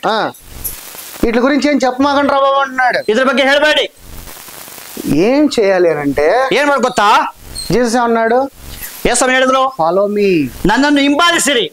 అది నువ్వు చేయాల్సింది. ఏదో నేను ಮಾಡಬೇಕು. వెంబడించు, నన్ను ಹಿಂಬಾಲಿಸಿರಿ. క్రీస్తు మనసు వెంబడించు. క్రీస్తుల మనసుని ಹಿಂಬಾಲಿಸಿರಿ. క్రీస్తు హృదయమే వెంబడించు. క్రీస్తు హృదయವಾಗಿ ಹಿಂಬಾಲಿಸಿರಿ. క్రీస్తు కనులాగా వెంబడించు. క్రీస్తు కಣ್ಣాగిರಿ. క్రీస్తు చెవులు కలిగి వెంబడించు. క్రీస్తు కివిಗಳಾಗಿ ಹಿಂಬಾಲಿಸಿರಿ. నోరు కలిగి జీవించు. క్రీస్తునిగాగిರಿ. క్రీస్తు చేతులు కలిగి జీవించు. క్రీస్తు కైಗಳಾಗಿರಿ. క్రీస్తు కాళ్ళు కలిగి క్రీస్తు కాళ్ళుಗಳಾಗಿರಿ. ఇవన్నీ చేయకోకుండా ఇవెಲ್ಲ ಮಾಡಿದೆ బాప్తిజం తీసుకున్నా ನಾನು దీక్ష ಪಡ್ಕೊಂಡು సరిపోద్దా? సరే ಹೋಗುತ್ತಾ? దాని గురించి చెప్తున్నాడు. ಅದರ ಬಗ್ಗೆ ಹೇಳ್ತಿದ್ದಾರೆ ಇಲ್ಲಿ. ఎందుకనంటే ಯಾಕಂದ್ರೆ బాప్తిజం తీసుకున్నానని చెప్పేసి దీక్ష ತಗೊಂಡು ಅಂತ ಹೇಳಿ baptism is not like a degree. దీక్షాస్నాన ಒಂದು ಪಟ್ಟ ಅಲ್ಲ, ಒಂದು ವಿದ್ಯಾಭ್ಯಾಸ ಅಲ್ಲ. దానికన్నా గొప్పది ఏంటంటే ಅದಕ್ಕಿಂತ ದೊಡ್ಡದು నీ హృదయం నీ మనస్సు. నిన్న హృదయ నిన్న మనస్సు. ఈ హృదయం మనసులో ఏముండాలి? హృదయ మనసులో ఏనిರಬೇಕು? ప్రేమ ఉండాలి, ప్రీతి. బాప్తిజం తీసుకుని దీక్ష పడుಕೊಂಡು మనసు నీ హృదయంలో మార్పాటు చెందకుండా, హృదయ మనసు బదలాగదే ఇದ್ದರೆ, నీ హృదయంలో ప్రేమ లేకపోతే, హృదయ ప్రీతి ఇಲ್ಲದೆ ಇದ್ದರೆ అప్పుడు ఎవరివి? ನೀನು ಯಾರು? అర్థమవుతుందా? అర్థ ಆಗ್ತಿದೆಯా? Then back to pavilion again back. ಮತ್ತೆ ಬನ್ನಿ.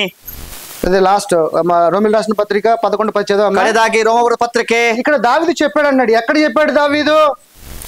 కీర్తనల గ్రంథము కీర్తనే 69:23 69:23 కీర్తనే.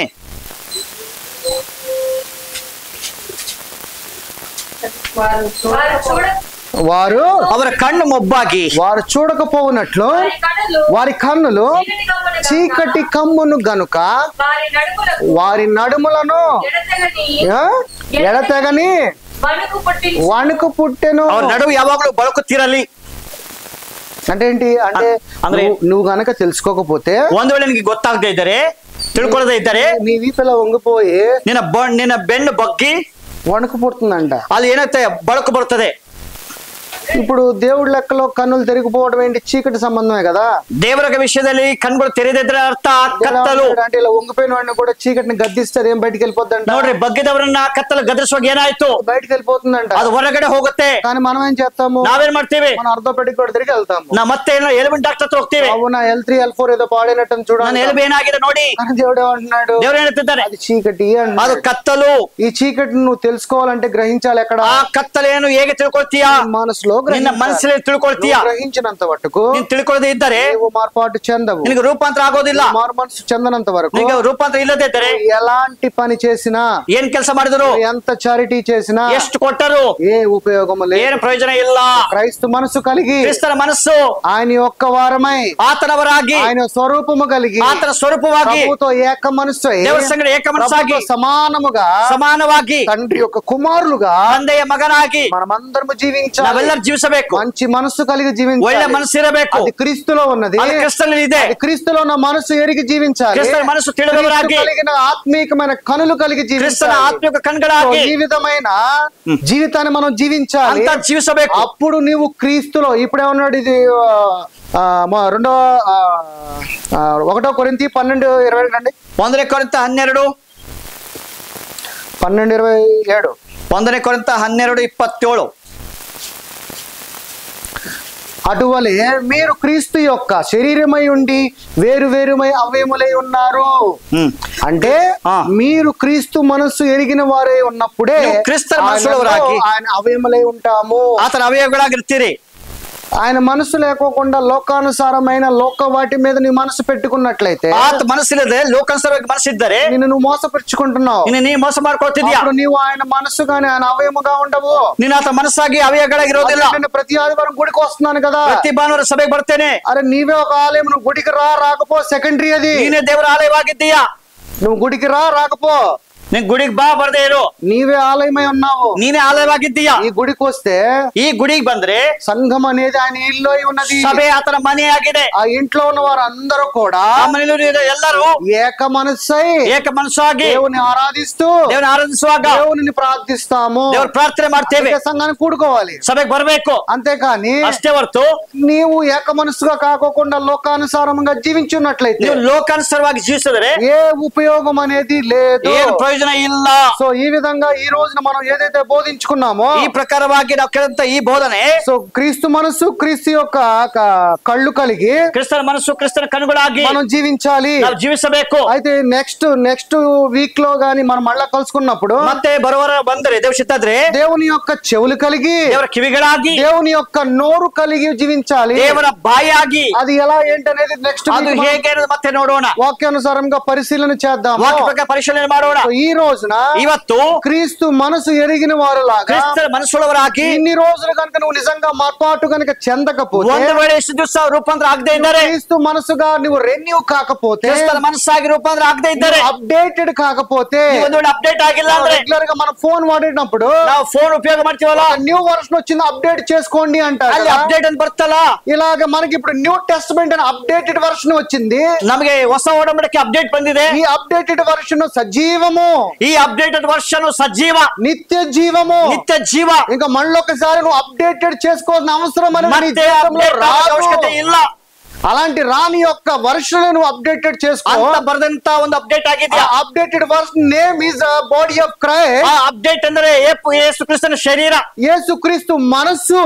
ಯೇಸು ಕ್ರಿಸ್ತನ ಮನಸ್ಸು. ఈ మనస్సు అనే వర్షన్ మీరు అప్డేటెడ్ కనుక ಈ ಮನಸ್ಸೆಂಬ ಆ ಒಂದು ಅಪ್ಡೇಟ್ ಆದರೆ పాపాత్ములు కారు, ನೀವು ಪಾಪಾತ್ಮರಲ್ಲ, శాపగ్రస్తుడి కావు, ಶಾಪಗ್ರಸ್ತರಲ್ಲ, నీవు స్వస్థత ఆల్రెడీ పొంది ఉన్నావు, ಸ್ವಸ್ಥತೆ ಹೊಂದಿದ್ದೀಯಾ, ఆల్రెడీ నీతిమంతుడివి, ನೀತಿವಂತರು. ఈ అప్డేటెడ్ వర్షన్ లో ఎన్ని ఫెసిలిటీస్ ఇచ్చాడు దేవుడు. ಇಂಥ ಅಪ್ಡೇಟ್ ವರ್ಷನ್ ಅಲ್ಲಿ ಎಷ್ಟೋ ಕೊಟ್ಟಿದ್ದಾರೆ. ఇంత అప్డేటెడ్ వర్షన్ ఈ భూలోకముದಲ್ಲಿ ఎక్కడ ಈ దొరకదు, ಭೂಮಿಯಲ್ಲಿ ಎಲ್ಲಿ ಸಿಗೋದಿಲ್ಲ.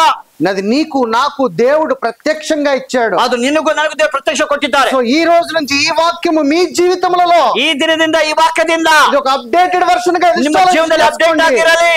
ఈ వాక్యము మిమ్మల్ని మార్పాటు ಈ చెందాలి. ವಾಕ್ಯ ನಿಮ್ಮನ್ನು ರೂಪಾಂತರ ఈ ಮಾಡಲಿ. వాక్యము నిన్ను దేవుని కుమారుడుగా, ಈ ವಾಕ್ಯ ನಿನ್ನ ದೇವರ ಮಗನಾಗಿ, దేవునితో సమానంగా జీవించేవాడిగా, ದೇವರ ಸಮಾನವಾಗಿ ಜೀವಿಸಲಿಕ್ಕೆ, దేవుని పిల్లవాడిగా నీవు ఈ లోకంలో అధికారము కలిగి ದೇವರ ಮಗನಾಗಿ ಲೋಕದಲ್ಲಿ ಅಧಿಕಾರ ಉಳ್ಳವರಾಗಿ ఉండాలని కోరుకుంటూ ಅಂತ ಬೇಡುತ್ತಾ ఈ రోజు ఈ వాక్యం అప్డేటెడ్ వర్షన్ గా ಈ ವಾಕ್ಯ ಅಪ್ಡೇಟ್ ಆಗಿ ఇక్కడ నేను విన్ని ఇక్కడ మర్చిపోకుండా ಇಲ್ಲೇ ಕೇಳಿ ಇಲ್ಲಿ ಬಿಟ್ಟು ಬಿಡೋದು. ఈ వాక్యము నువ్వు ఇంట్లో ధ్యానించాలి. ಈ ವಾಕ್ಯ ಧ್ಯಾನ ಮಾಡು. ఈ వాక్యము నీవు ప్రతి రోజు ధ్యానం ಈ చేసుకోవాలి. ವಾಕ್ಯ ಪ್ರತಿ ದಿವಸ ಧ್ಯಾನ ಮಾಡು. నీవు రెన్యూ చెంది ನೀವು ರೂಪಾಂತರ ಆಗಿ నీవు దేవుని బిడ్డగా ನೀವು ದೇವರ ಮಗನಾಗಿ అధికారము కలిగి ಅಧಿಕಾರದಿಂದ ఆయన సొత్తుగా ಆತನ ಆಸ್ತಿಯಾಗಿ ఆయన ప్రజలమై ಆತನ ಮಕ್ಕಳಾಗಿ ఆయన మహిమ పరిచే వారసులముగా ಆತನ ಮಹಿಮೆ ಪರಿಶುದ್ಧ ఈ లోకములో ಈ ಲೋಕದಲ್ಲಿ ఈ పాపపు లోకములో మనము దేవుని కుమారులుగా ಈ నీతిమంతులుగా ಪಾಪದ ಲೋಕದಲ್ಲಿ ತಾವು ದೇವರ ಮಕ್ಕಳಾಗಿ ನೀತಿವಂತರಾಗಿ అపవాదిని మన కాళ్ళ కింద తొక్కివేయబడే ಅಪವಾದದ విధంగా ಕಾರ್ಯಗಳನ್ನು ತೊಳೆದು ಹಾಕಿ ఆయన బిడ్డలముగా జీవిద్దాం. ಆತನ ಮಕ್ಕಳಾಗಿ ಜೀವಿಸೋಣ. ఈ వాక్యము మిమ్మల్ని దీవించబడును గాక. ಈ ವಾಕ್ಯ ನಿಮ್ಗೆ ಆಶೀರ್ವಾದ ಉಂಟಾಗಲಿ. ఈ వాక్యము మీ కుటుంబానికి మీ పిల్లలకి తరతరములుగా ఆశీర్వాదం. ಈ ವಾಕ್ಯಗಳು ನಿಮ್ಮ ಕುಟುಂಬಕ್ಕೆ ನಿಮ್ಮ ಮಕ್ಕಳಿಗೆ ತಲಾಂತರ ಆಶೀರ್ವಾದ ಉಂಟಾಗಲಿ. God bless you all. ದೇವರು ನಿಮ್ಮನ್ನು ಆಶೀರ್ವಾದ ಮಾಡಲಿ. ಜೋರಾಗಿ ಚಪ್ಪಾಳೆ.